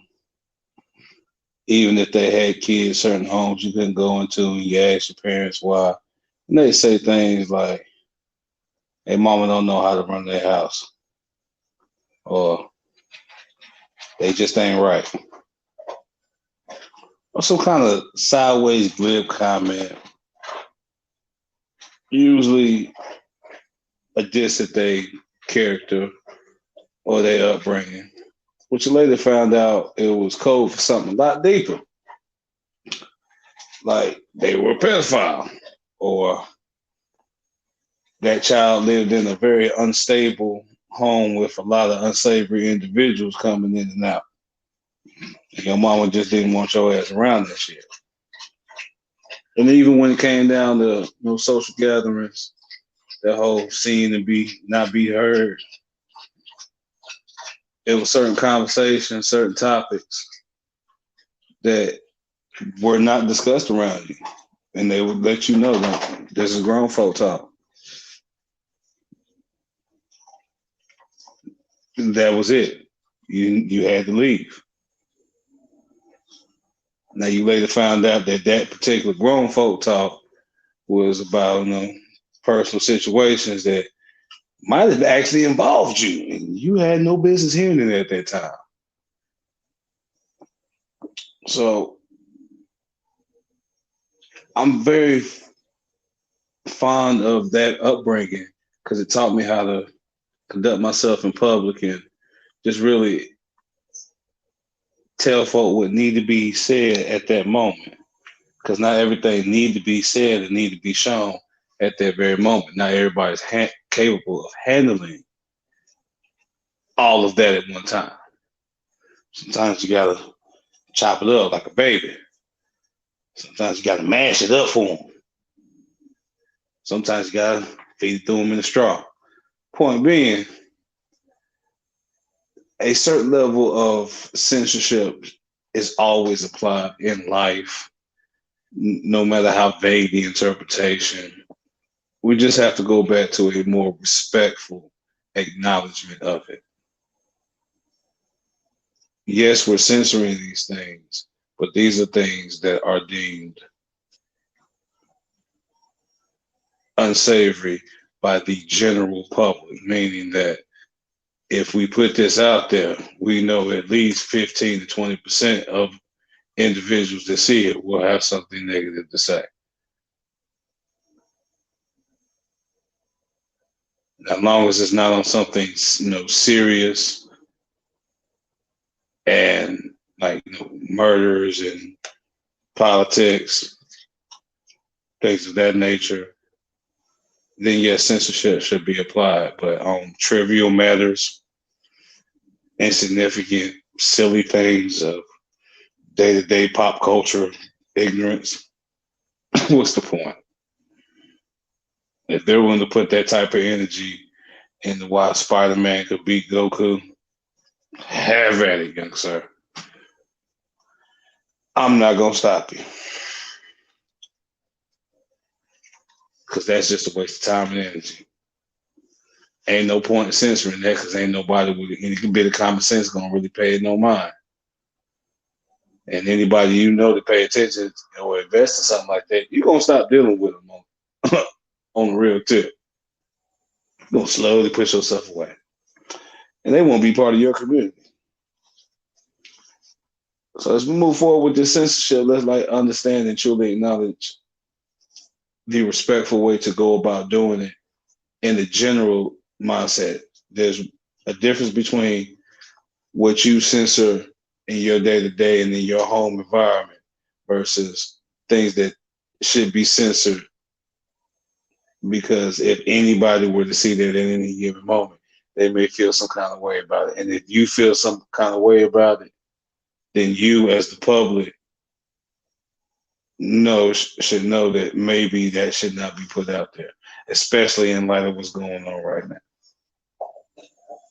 So take that self-initiative and self-analysis to somewhat censor yourself so the world doesn't have to censor you. But only with respect. Hope you enjoyed the community. Come on back anytime.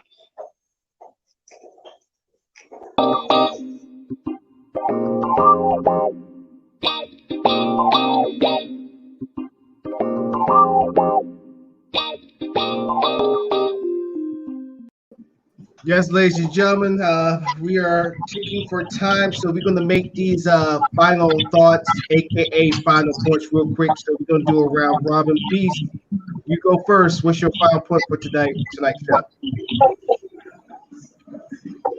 Respect yourself and acknowledge what needs to be censored. And if it don't need to be censored, make sure it don't.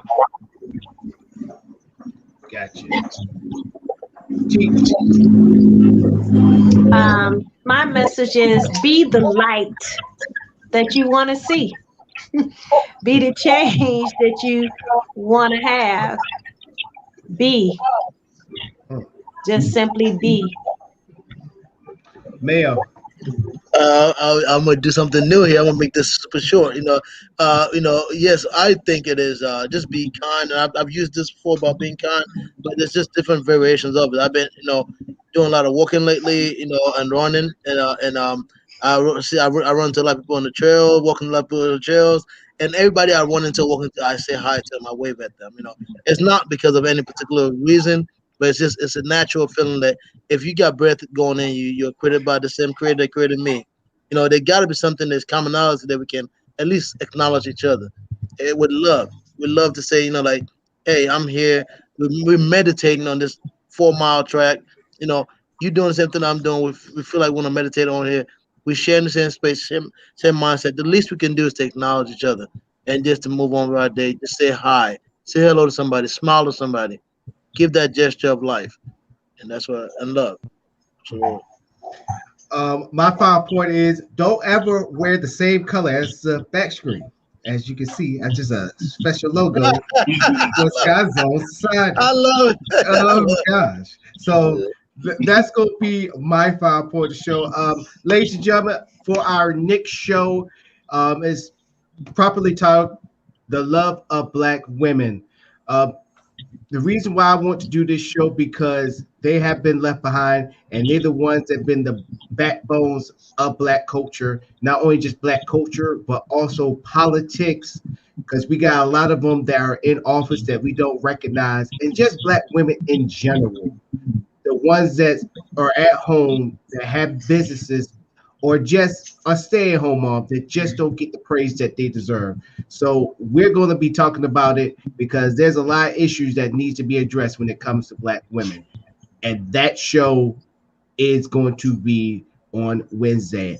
But as for Beast Johnson, Mayo, Anita Joe, aka Teach, and me as your host, literally faded in the back. Monte Morris. Thank you for tuning into another edition of Hashtag Fade to Black. I'd like to thank our sponsors. I'd like to thank my cousin's sponsor. I think it's called Legal ID. Legal ID Shield. I'm gonna have to work on that, cuz I'm sorry. I'm working on that, I promise. But also, Trap Boy Popcorn for sponsoring this show. Thank y'all, everybody, for tuning in. We also been getting a lot of feedback, and it's been positive. They love what we're doing out there, and we're gonna keep on doing it, ladies and gentlemen. Thank you so very, very much. We are outro. Y'all have a good one out there. Bye. Catch y'all later. Bye. Deuces. Good night. See ya.